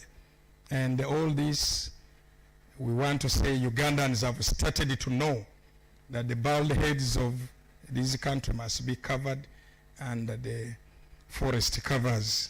All this Ministry of Water and Environment, we want to thank you for what you are doing.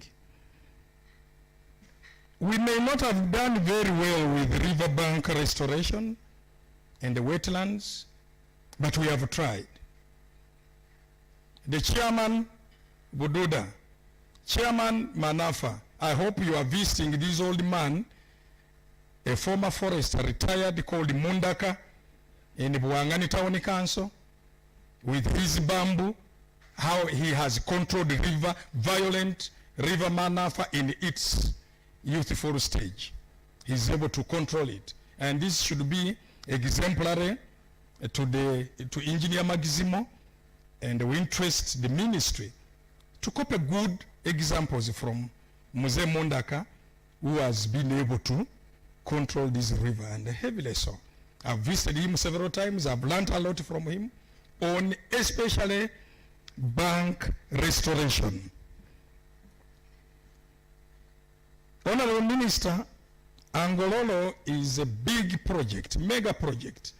I hope Engineer Magizimo, it could be around, is it $100 million? $94 million. We have followed this in Nairobi, Kakamega, everywhere. And it's going to be a transboundary, but a mega project in this catchment, if we succeed, including our splinter catchment in Kenya called SMM, Sio Malaba Malakisi Basin or sub-basin, which of course is in Kenya, but the basin tilts into Uganda and into this Mporogoma.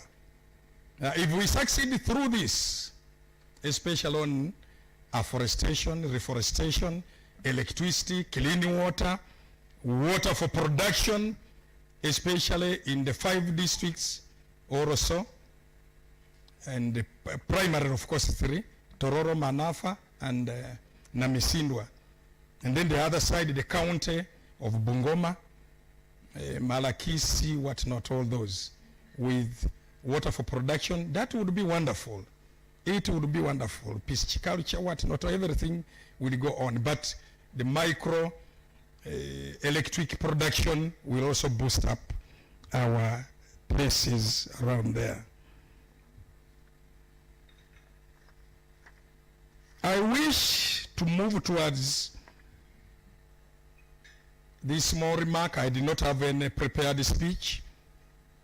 And on short notes, of course, Engineer Magizimo knows that we had, I think, a hitch on communication, but he was able to get me yesterday.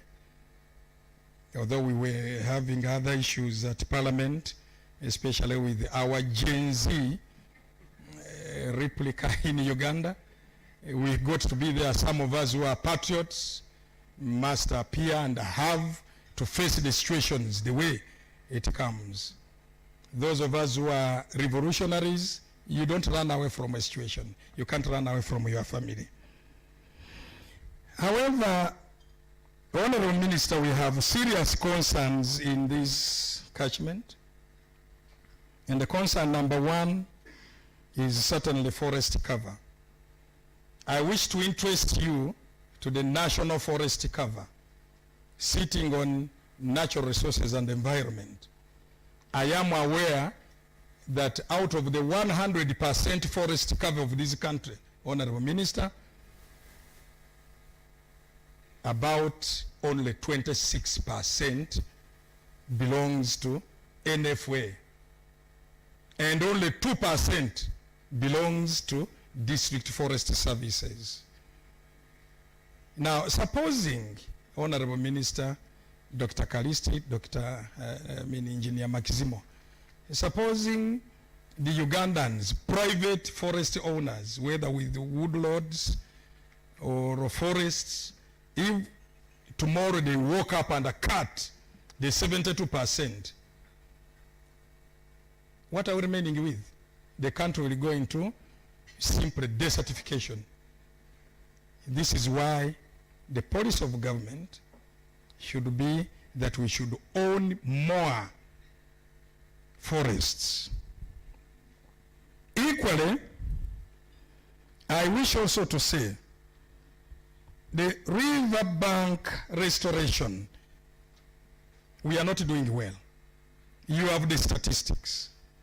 Dr. Kalisti, Engineer Magizimo, the PS commissioners, we are not doing well, especially the upstream, but even the lower stream of this one Mporogoma catchment, but also even within the zone, the Kyoga zone. Ladies and gentlemen, we are doing very badly. The flash floods we saw, just 1.5 years ago, 2 years ago. And don't think that it is just for Bagisu, just for Easterners, just for Mporogoma. That's not the case. The people, actually, the majority of the fatalities we got were people coming over from Kampala. Merrymakers from Kampala. This is why we should all come up and address, especially riverbank management and the law. Honorable Minister, should be seen to be implemented and be felt. What happened with the Environment Police? I was, as chairman LC5 then, we used to have Environment Police. I don't know whether today they are here or represented. Certainly the RDC, if we were around, they should be able to guide us. But how serious is Environment Police? Or we should, over time, have a policy that we should recruit particularly for environment and retool maybe a few of these people into environment. I wish to say the wetland degradation nationally is worst in Eastern. Honorable Minister, you are aware, and these are not new figures to you, that 46% Eastern alone, which major Eastern is the Far East, where we have Mporogoma catchment, 46% of our wetlands are degraded, and it is #1 in Uganda, Mporogoma and the Eastern generally. #1 in degradation in Uganda, maybe followed by Kampala or Central and Western Uganda, and the list of course is Northern, surprisingly. This is a dangerous situation, Honorable Minister, which we as stakeholders must handle for posterity.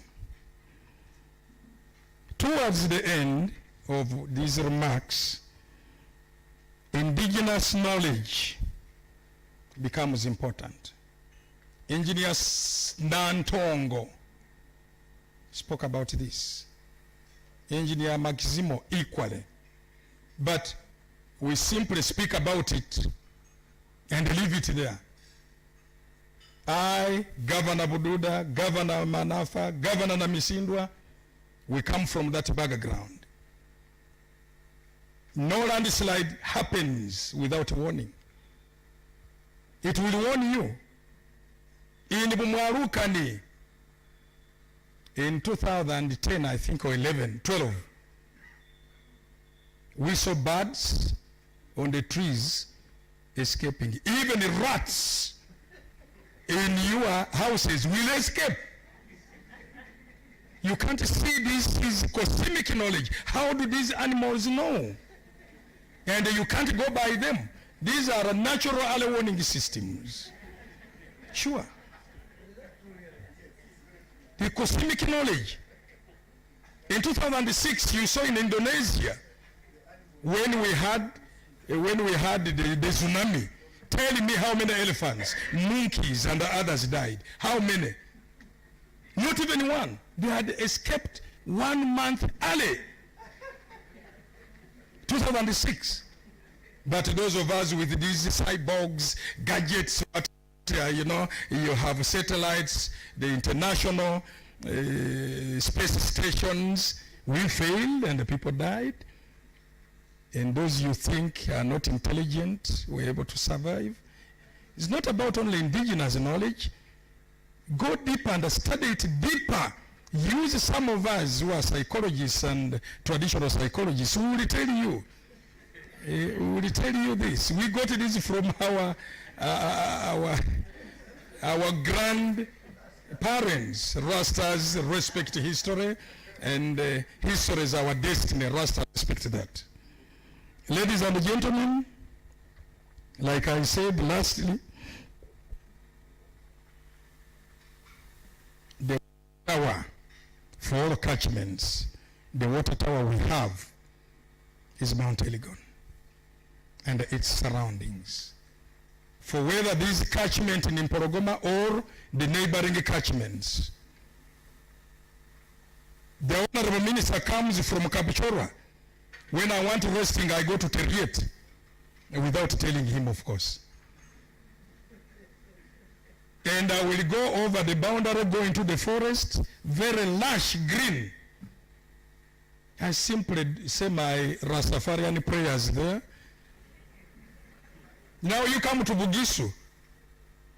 In the 70s, Dr. Calicity, I wish to tell you, in the 80s, we used to have elephants down to the boundaries. All of them have escaped to Kenya. Why? You think they are not intelligent enough? They are. Imagine 40 years ago you harmed them, so they have memory. They cannot come back to Uganda. Even their children, they will tell them, don't go back to Uganda. Rastafari. Carfeww, I want to say, welcome to work with us in this Mporogoma region. We will support you. We will support you fully. My governors will support you fully. My sub-catchment chairpersons will support you fully. Simply call on us and we will be there with you.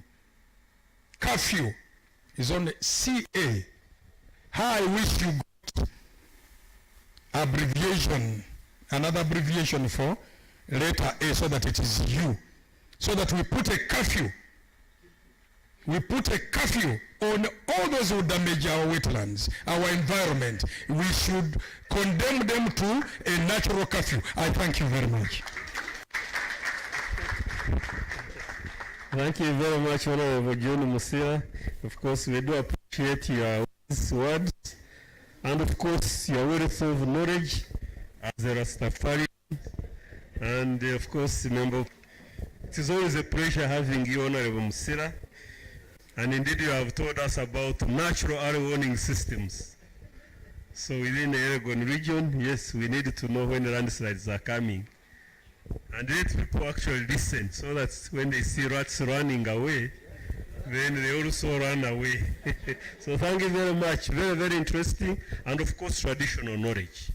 There is something we need to give attention to, and I think that the team has heard loud and clear. We can do a lot using what is already known by the people. Again, we want to appreciate the commitment to support this project, and also highlighted the need to collaborate with Kenya. Right now we have actually for Ngororo project, we have an agreement between Uganda and Kenya, and the Minister of Finance has already signed that agreement to enable us to mobilize resources. So we'll be working with Kenya so that we can all benefit from the common resource. But also we are also working on a broad agreement so that we can have joint projects beyond the Ngororo project, and we'll be involving all of you as part of that journey. So thank you very much, Honorable Musila. We would appreciate. And I think Honorable Minister, as you find it appropriate, we respond to some of the issues you have raised. I'm told that the chairperson from Mbale District Local Government is with us, and Honorable Minister wanted, as the rest who had said the RDC will make some opening welcome remarks, but I would like to invite the chairperson from Mbale District Local Government to come and say a few words and welcome us to your district. Chairperson, let's give him an applause, and he takes the podium.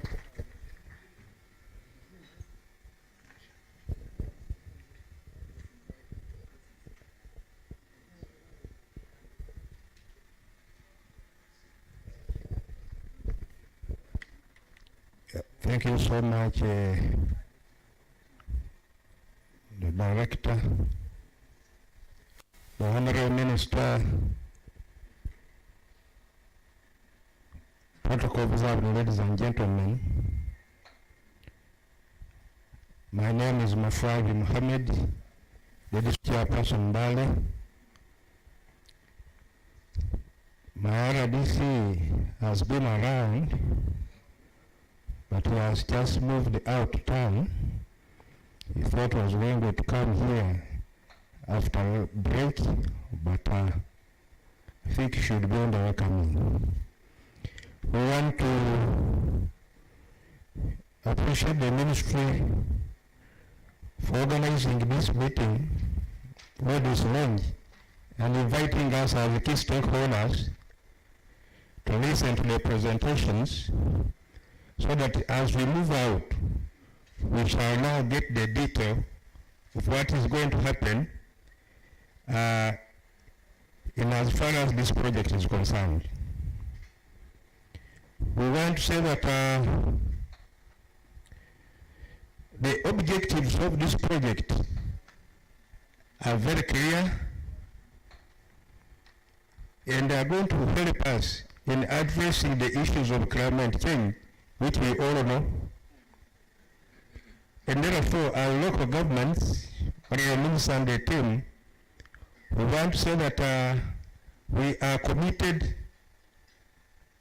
to supporting the project because it is going to help us in addressing the issues which concerns all of us. Because whenever there are floods, whenever there are landslides, whenever there are soil degradation, there are water degradation, the people who are very much affected are us really. Because they say, Chairman, there is a flood here. They expect us to respond very fast. When in actual sometimes we may not have the capacity.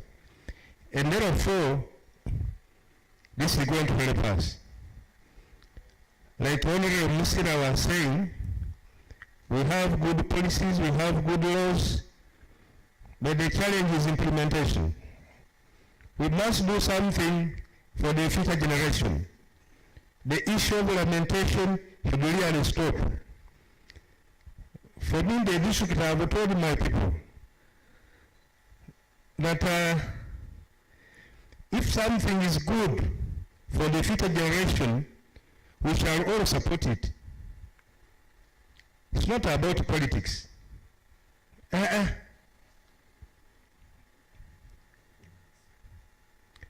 So, we want to say that we shall be supporting the project because we have now seen the key stakeholders who are going to be involved in the project implementation, and the line is good. Therefore, the project is going to be a success because we shall speak for it. Mine was to welcome you, Honorable Minister, and the team, which we have done. We have welcomed you. Of course, this is the city, but it is you who gave us the city, and therefore I'm a father. Thank you for listening to me, for God and my country. Thank you very much, Chairperson, for coming us to the district, but also for reaffirming your commitment supporting the project and for reminding us to avoid lamentation. We can spend all the time lamenting and the world will move on and behind. So thank you very much. I would like now to invite the Country Director, Water Aid Uganda, Dr. Joyce Mparanyi Magara, to come forward and address us. As you have been informed, this project was prepared collaboratively by the Ministry of Water and Environment and Water Aid in Uganda, and is going to be coordinated jointly, and we would want to hear from the Country Director on how we are going to move forward and what she would expect from all of us. Over to you, Dr. Joyce. Thank you very much, Dr. Kalist.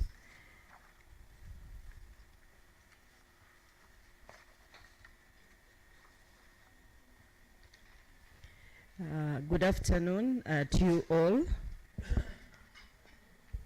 Our chief guest, the Honorable Minister of Water and Environment, Honorable Sam Cheptoris, the Honorable Member of Parliament present, the representative of the Permanent Secretary, Minister of Water and Environment, Commissioner Joseph Epitu, the Resident District Commissioner present, the district chairperson present, the technical team from the ministries present, the district technical team led by the chief administrative officers present here, religious and cultural leaders present, media partners present, distinguished ladies and gentlemen, you are welcome to this memorable event when we launch a very important adaptation project. Honorable Minister and the distinguished guests, ladies and gentlemen, it gives me great honor to address you all for the first time in my capacity as the new Country Director of Water Aid Uganda. I'm happy to see so many faces, so many colleagues, and so many mentors, people who have held my hands in the sector for the past 29 years. I would like to tell you a small story. I joined Water Aid at 27 years. I was a young lady, and I see so many young ladies and men in this room. I worked for Water Aid for 8 years in Uganda and 1 year in Nigeria, and that was 20 years ago. It is my singular honor to stand in front of you and as I come back to an organization that shaped me, shaped my career, and I'm coming back as the country director when I'm almost crowning my career. I haven't done this alone, but it is people seated around me who have held my hands. I worked with Joseph Epitu in Water Aid, and that is how far our relationship goes. Dr. Calist in the past 10 years has been very instrumental in shaping my life and understanding on water resources management. The list goes on and on. So basically, I've worked with the Ministry of Water and Environment in different capacities, and I'm very proud here today to be part of this very important, memorable event. So it's just to give a bit of inspiration to all the young professionals here that it can happen and you can stay in one sector for close to 30 years. So you can make it, young ladies and men. Why am I in Water Aid? Water Aid Uganda is committed to ensuring that every Ugandan has access to safe water, sanitation, and hygiene services. And the Water Aid family believes that our ambitious vision of ensuring everyone, everywhere, has sustainable access to water and sanitation can only be achieved through the power of partnerships. The conviction has guided Water Aid work for the past 41 years. It's about partnerships, during which time we have had the privilege of collaborating very closely with the Ministry of Water and Environment. The climate change adaptation project that has brought us here today and which we are launching today is a shining example of the value that can be derived from our partnerships with the ministry, and we are very grateful for this collaboration. Allow me at this juncture to acknowledge and appreciate Water Aid team, my predecessor, Ms. Jane Sembuche, and the team led by Ernest Beko. Ernest, you can stand up for recognition. This is the team that worked very closely with the Ministry of Water and Environment to develop this project that has gathered us here today. And I come in and I'm riding on their shoulders. Thank you very much, Ernest, and the rest of the team for the great work that you've done. All of us know that, and also the United Nations has alluded that the climate crisis is in fact a water crisis. Climate change exacerbates both water scarcity and water-related hazards such as floods, droughts, which can have devastating impact on communities. All of us saw the photography and pictures that was shown by Engineer Maximo and Engineer Nantongo of the reality in our communities. When climate-related disasters strike, water and sanitation hygiene services are among the first to be disrupted, making it particularly challenging to provide clean water to the affected communities. So we are really approaching it from the water and sanitation point of view, which according to the World Bank in 2021 report, Climate Risk Profile for Uganda, each year floods impact nearly 50,000 people and costs over $62 million US, given the different impacts and consequences. This calls for our collective action to address and promote mitigation and adaptation strategies, and that is what the Carfeww project is meant to address. In response, we have prioritized strengthening the resilience of WASH services to climate change as a core aim and intervention in our new country strategy that was launched last year. And in this strategy, we have two main goals and aims. One is water, sanitation, hygiene, and health. And the second aim is looking at climate resilient WASH. So that is why WaterAid is very committed and very enthusiastic today to see that the Carfeww project is coming to pass. As we approach 2020-30 deadline for the Sustainable Development Goals, it is imperative that we acknowledge the significant threat posed by climate change to our progress towards achieving these ambitious targets. And all of us know how well and how seriously the ministry is trying to track our SDGs with regard to water and sanitation. Specifically, climate change poses a major obstacle to our attainment of SDG 6, target 6.1. And the pledge was that by 2030, we would have achieved universal and equitable access to safe and affordable drinking water for all.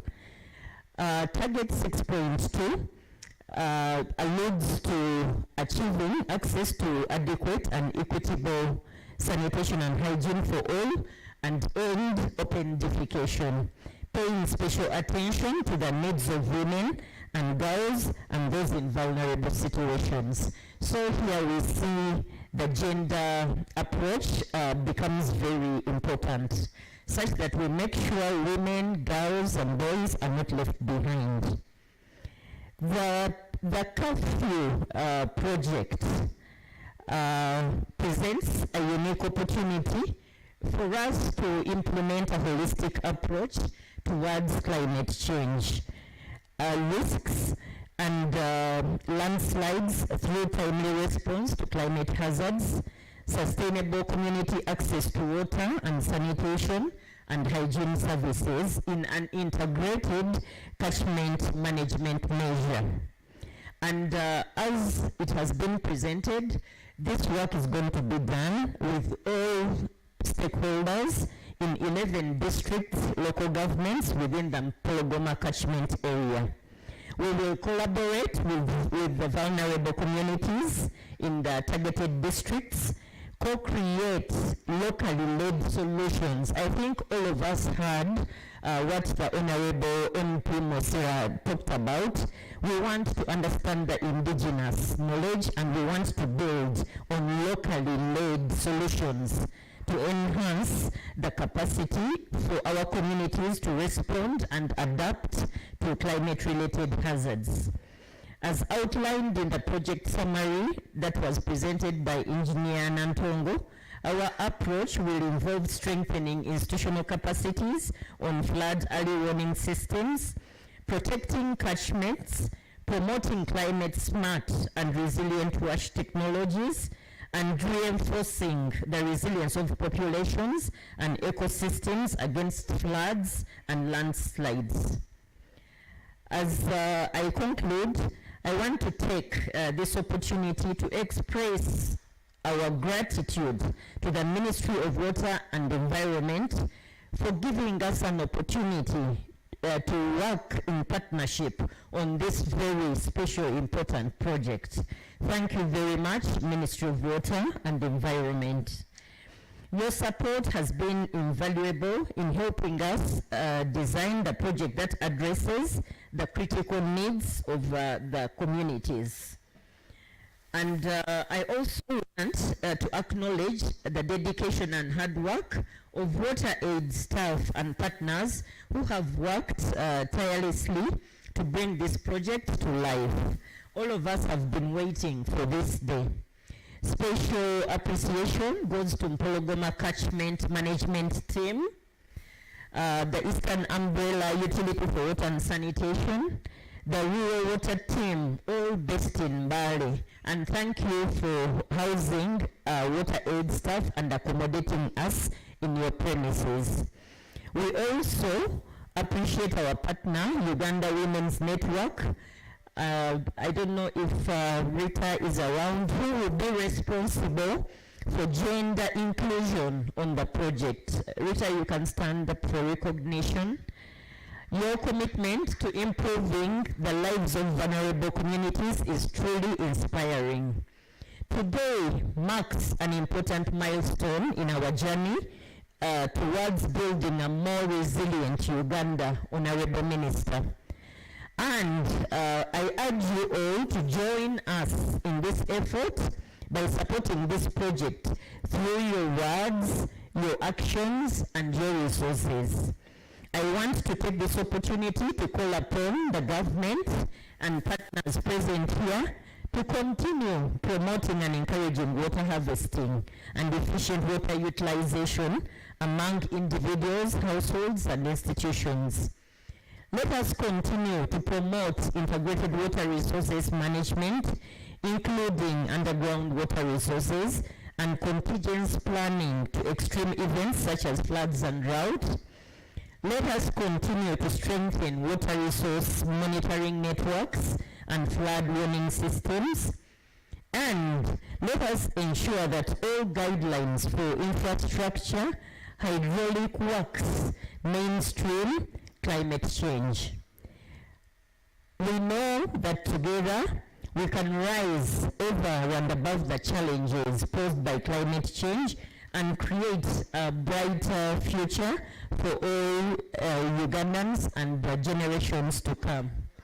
I thank you all for listening to me, for God and my country. Thank you very much, Dr. Joyce. Welcome back. She's 6 weeks old in this position, so she has actually come to start with this project. Maybe we are launching you as well. So we are launching her and launching the project. So thank you very much for those kind words. Of course, she has been part of the sector, so you are actually coming home, but of course in a bigger way. And the partnership we have had with WaterAid Uganda, very much appreciated, spans so many years, and we continue to strengthen it. But we work together to leverage on our various capacities and resources as we co-create solutions and also looking at local-led solutions, and we continue learning from each other, and we do appreciate that you are committed to continuing working with us, and of course also giving more attention to issues of gender. And we will let Rita and your team welcome you, and we believe that we are going to bring some new perspective, something we have probably not given much attention to. On this note, I would like to invite the Permanent Secretary, Minister of Water and Environment, to come forward and make his remarks, and formally invite the Honorable Minister of Water and Environment to deliver a speech and officially launch the project. Over to you. Our chief guest, the Honorable Minister of Water and Environment, Honorable Sam Mangusho Cheptoris, Honorable John, our Member of Parliament, who is also the chairperson of Mpologoma Catchment, the Country Director, Water Aid, Joyce, protocol observed. My name is Joseph Apitu, and I'm substantively Commissioner, Water and Environment Sector Liaison. But for this event, I'm standing in for the Permanent Secretary, Minister of Water and Environment, Mr. Alfred Okoto Kidi. Honorable Minister, I would like to submit apologies from the PS. He should have been with us here, but then he has had to, he'll be traveling out of the country in the next few hours. So we debated in between him leaving Mbale at midday and catching a flight at 3 o'clock in Entebbe, and we realized that it was not going to be possible. So he requested me to stand in for him. Ladies and gentlemen, let me, on behalf of the Ministry, take this opportunity to welcome all of you in your various capacities to the official launch of enhancing community adaptation to climate change through climate resilient flood early warning catchment management and wash technologies in Mpologoma catchment in Uganda. We do appreciate your presence, and we hope that if we continue in these numbers, implementation of this project will sail through very well. Ladies and gentlemen, this project was prepared by the Ministry of Water and Environment with the support of Water Aid Uganda, as has already been communicated. And I therefore wish to thank Water Aid Uganda team for working closely with the ministry in getting this project take off. Honorable Minister, the way this project was designed and developed and is going to be implemented talks directly to the spirit and letter of our NDP 3 requirements, where we are expected to work in a using a programmatic approach involving various stakeholders, but with the overall objective of achieving the country's Vision 2040. So moving forward, Honorable Minister, yesterday we had a technical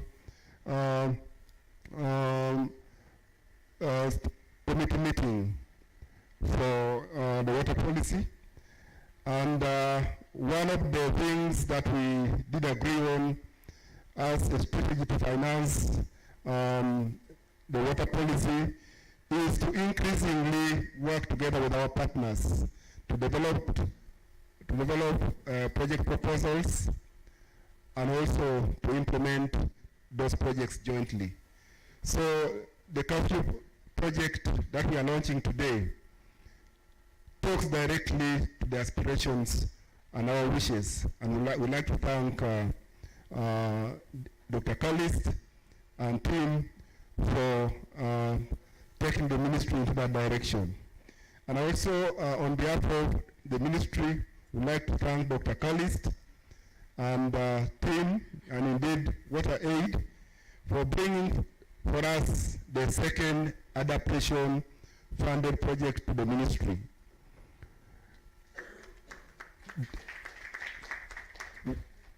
We are all aware of a Eureka, which was again implemented in this part of the country.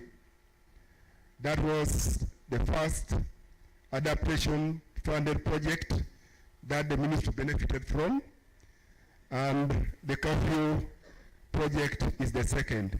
And those of us who have been involved in writing project proposals to access climate finance funding, we know how laborious it is. So Dr. Callis and team, we do really appreciate your efforts, and we hope that the team continues to get more knowledge and skills to prepare even bigger project proposals to access global climate finance. Ladies and gentlemen, this project is designed to be implemented following a catchment and not administrative boundaries, in line with the framework for catchment-based integrated water resource management that the Ministry of Water and Environment has been spearheading since 2008. A lot has already been done so far through this framework, which has improved the water and related resources, as well as improved the livelihoods of the people of Uganda. But I also would like to add that this approach has greatly contributed to effective partnerships both at central local government level across districts and also the center. You already note that Honorable John, before entering Parliament, was the chairperson of Mpologoma catchment. And as chairperson, he has been coordinating a number of district chairpersons. That alone in itself is a big plus to this approach that we have been fronting since 2008. And we hope that as you go to Parliament, you will also market this approach to the entire country and to government. We have all noted that this project is cross-cutting and will involve many organizations and individuals at both the central and the local government levels. To ensure that there is good coordination of the implementation of the project activities, a multi-sectoral project steering committee has been put in place.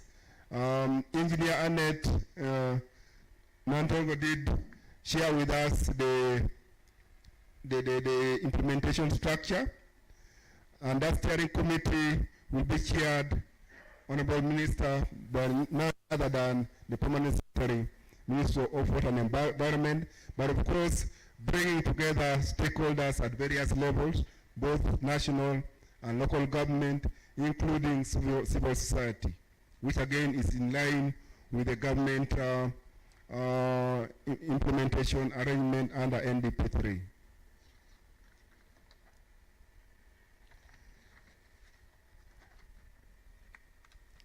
In the same spirit, ladies and gentlemen, would like to once again appreciate you for taking time to accept our invitation to be part of this launch. This is a historic event which all of us should be grateful to, and we are looking forward to your active participation in your various capacities in the overall implementation of the project following the launch today. I therefore want to assure you that the Ministry of Water and Environment, as usual, will provide the necessary support to ensure that this project is delivered to the communities with the view of improving the quality of life of the people of Uganda in this part of the country. And our regional offices will be available to support the implementing districts. Engineer Maximo and team are just a walking distance away. So if you get any challenges, please don't hesitate to check with our regional teams for any professional and technical guidance in as far as the implementation of this project is concerned. And of course, we all hope that through our committed efforts, if we implement this project well and effectively, we should be able then to apply for more funds from the global climate financing institutions, because then we would have a reason to justify why we need additional funds. But also as a ministry, before I conclude my remarks, I would like to urge all the implementing partners to ensure that we ensure that there is accountability for these resources and transparency. Let all the stakeholders know where the money is coming from, how much money is coming, who is handling the money, what the resources have been utilized for. Because if we can go into that direction, then our partners will gain confidence in us and will be able to give us additional financial support in the future. With those remarks, I would like to once again thank Dr. Kalist and team and the regional colleagues, Maximo and your team, Annette, for organizing this event. And once again, for all of us for being able to be here. I wish all of us a very successful launch as the minister comes forward. And since I will not have this opportunity to wish all of you a safe journey back home, let me do it now. And I hope that this is only the beginning of our interactions towards the overall implementation of this project. With those remarks, it's now my singular honor to invite the Honorable Minister of Water and Environment, Honorable Sam Nangwisho Chepteris, to come and make his remarks and officially launch the Carfeww project. Thank you very much.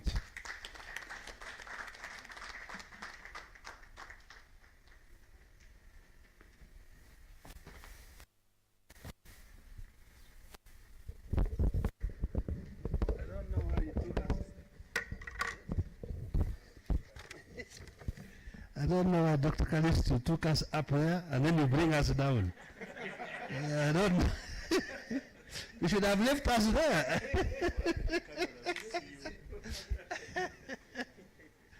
And then, Mr. Bitu, I thought, when you were saying, since I will not have time to, I thought you wanted to wish us a Merry Christmas.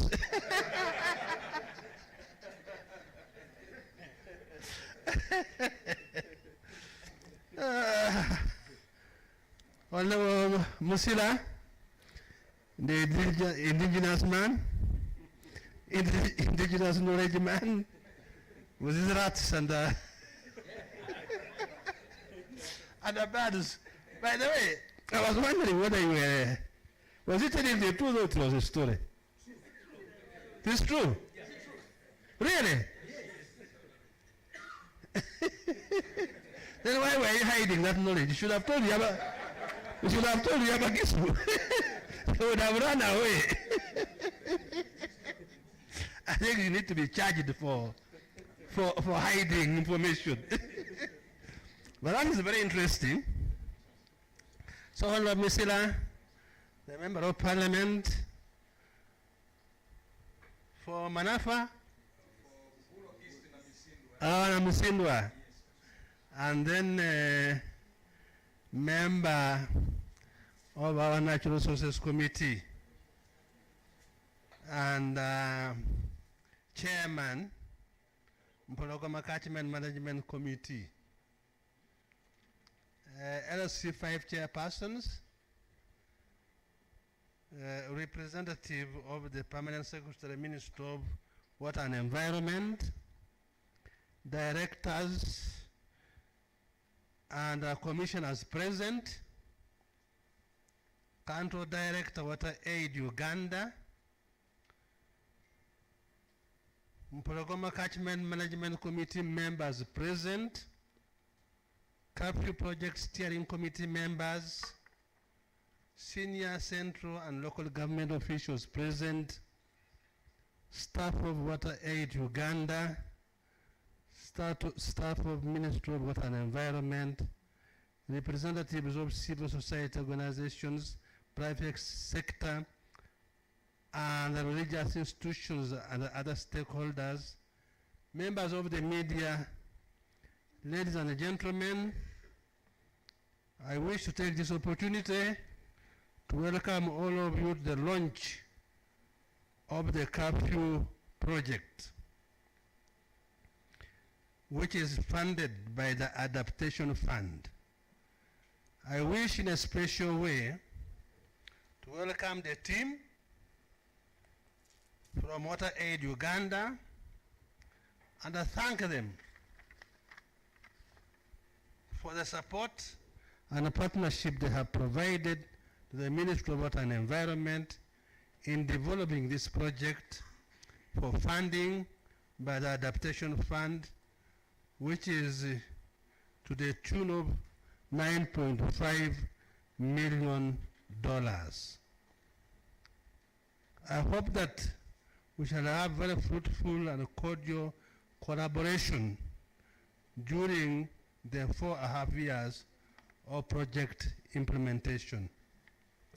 Ladies and gentlemen, this project is one of the projects in Uganda to have benefited from the ongoing global climate change financing, aimed at implementing adaptation and mitigation interventions for a better and sustainable utilization of natural resources for generations to come. In particular, I'm informed that this is the third project in Uganda to receive funding from the Adaptation Fund, after the successfully completed Eureka project that was implemented in Awaja, Maziba, and Aswa catchments, and the ongoing Drasea project that is being implemented in Lokere catchment in Karamoja sub-region. This is indeed a testimony of the trust that the international community has in Uganda's aspirations and development agenda, as defined in our National Development Plan and the Vision 2040, to which we are very grateful. We are proud and indeed happy as a Ministry of Water and Environment to have been the first institution in Uganda to receive funding from the Adaptation Fund, first as an executing entity and now as an implementing entity, since we have been accredited by the Adaptation Fund and the Green Climate Fund. The resources on this Carfeww project will go a long way in helping the country to address the challenges of environmental degradation, poor water resources management, and climate change, which have recently manifested themselves in the form of droughts and floods. We have already been told how Mpologoma catchment area is greatly affected by floods and landslides. So this project, I hope, will go a long way in addressing some of these issues. Ladies and gentlemen, the recent drought, flood and landslides in the country have resulted in a lot of outcry by the people. And some of these problems are related to low resilience of the communities to impacts of climate change and environmental degradation. This project is expected to make a big contribution in helping the people to cope with these challenges. Ladies and gentlemen, the government of Uganda is committed to universal commitments and announcements contained in the Paris Agreement, and I will continue to contribute towards the global climate change efforts. This will be done through fulfilling our nationally determined contributions and making a progressive contribution to the universal efforts to accelerate concrete initiatives and augment climate change action to mitigate the impact of climate change and to make the world a better place to live in over the years and decades to come. Uganda is a country that has undergone remarkable development, but the country is also still faced with huge but surmountable challenges to ensure sustained utilization of natural resources amidst rapidly growing population. Therefore, we welcome this timely support from the Adaptation Fund. More so, it is alignment to the country's development priorities. At this juncture, I wish to recognize and congratulate the members of the Project Steering Committee who have been nominated by the various institutions to steer the project and give it a strategic guidance. I request you to ensure that this project delivers on its outputs in a timely and within the budget. I wish to call upon the responsible staff in my ministry and Water Aid Uganda to implement this Carfeww project in a timely, efficient, and effective manner so that it achieves the intended objectives. And let me warn you that now corruption has become very dangerous. If you are thinking of eating something from this project, I want to warn you, it is not going to be as easy as you think. And I hope you have informed them. The things are now very hot. When you see some manna somewhere, just run away from it. You have seen what is happening in Parliament. Some of our friends, even from this region, are in Luzira. I think that should be enough lesson for us, to a society that will be involved in implementation of this project to ensure that the project resources are efficiently utilized for the benefit of our people. I appeal to my colleagues, the political leaders, members of parliament, LOC5 chairpersons, and the Catchment Management Committee members to closely follow up implementation of this project and ensure that there is value for money. You have all been invited to this launch because of the recognition of the fact that you play very important roles in this project. All of you who have been invited here have a role to play, and we expect you to play your role diligently. It is now my singular honor and a privilege to declare this project, this Carfeww project, formally launched.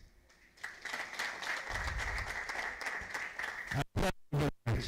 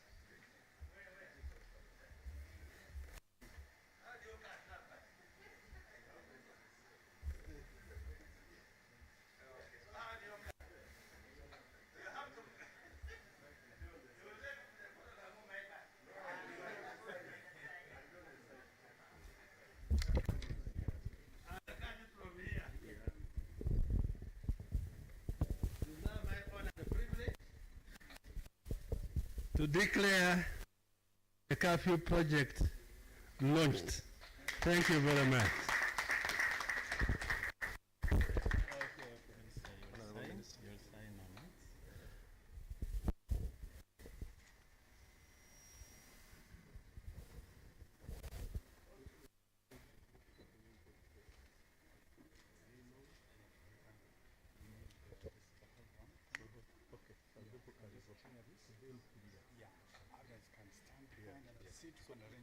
Somebody help you to clear this. Okay, please.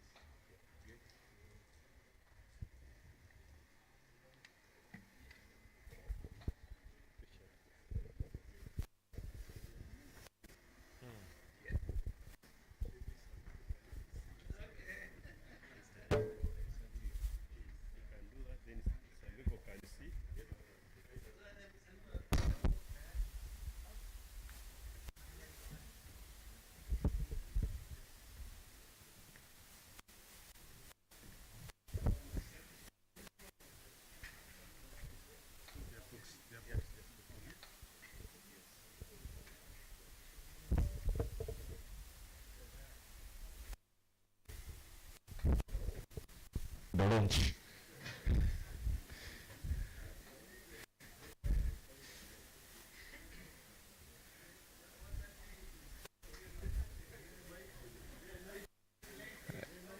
This is the innovation that comes in with entities.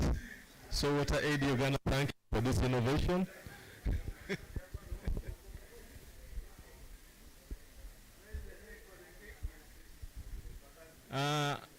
Baleta Kafala, the knife.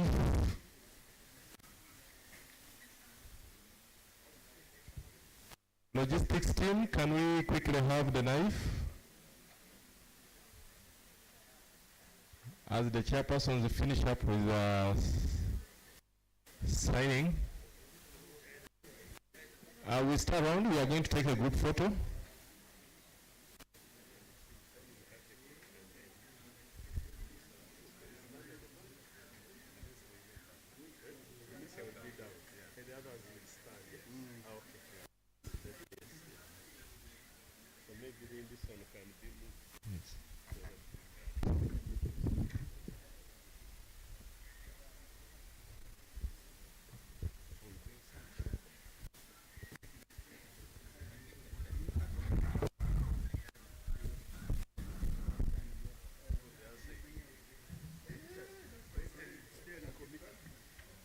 Project steering committee members, kindly come and also append your signature onto this launch document.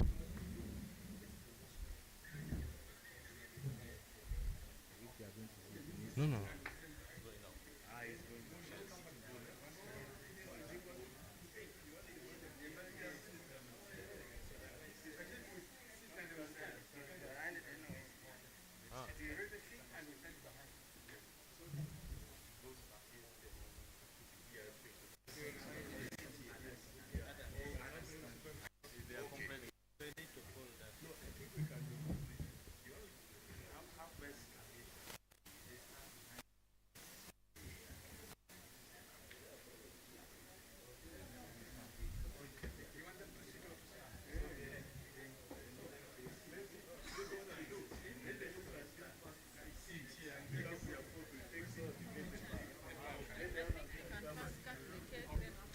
Okay, as we arrange for the group photo, Honorable Minister, the Permanent Secretary, and the Country Director, Water Aid, let's join into the cutting of the cake, and the Chairperson of Mpologoma Catchment Management Committee.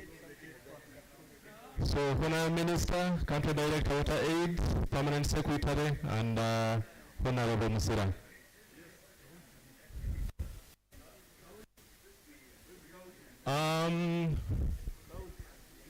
We have how many letters in the Carfeww? There are 9. So 9, 5,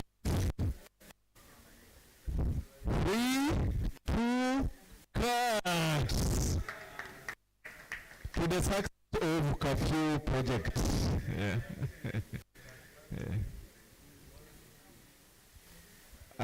So now we are going into a photo moment. The dignitaries, I like the PS. He takes the shortcut. That's part of adapt.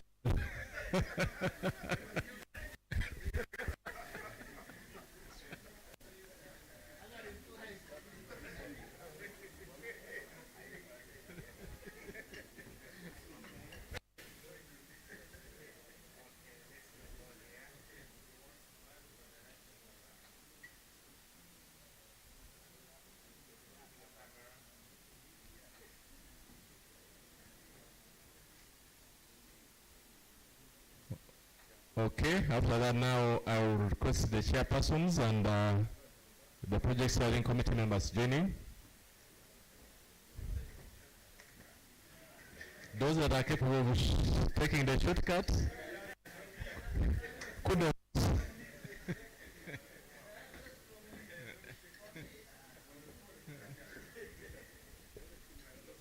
After this.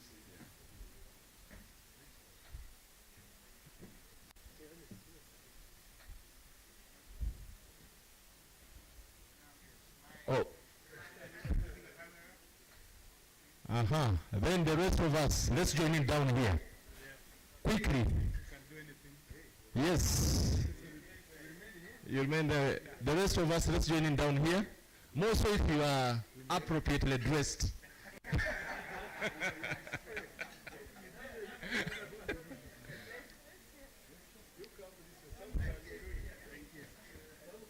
Please hurry up.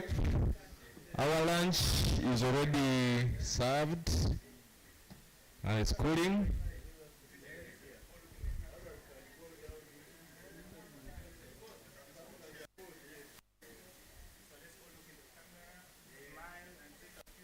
I guess I won't be missed.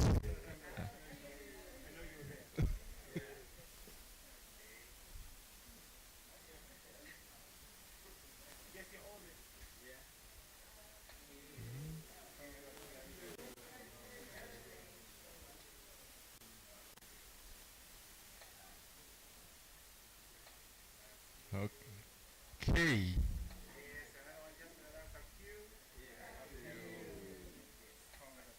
That is it. Thank you very much, everyone. Special thanks to our Honorable Minister, the Permanent Secretary, the Honorable Member of Parliament, and Chairperson from Pologoma, heads of departments, chairpersons. Thank you for gracing this occasion, and I will look forward to a successful implementation of Carfeww project. Lunch is served. I think we've all received the coupons, but don't go away minus partaking of the cake. It is being served. So use the coupons for lunch, and as we are having lunch, you shall be informed of the other facilitation. Lunch is down in the restaurant. So as you go down the staircases to your right is where you will have lunch served. Thank you everyone, the media, IT team, and the hotel staff for facilitating this project launch. Journey mercies as we go back.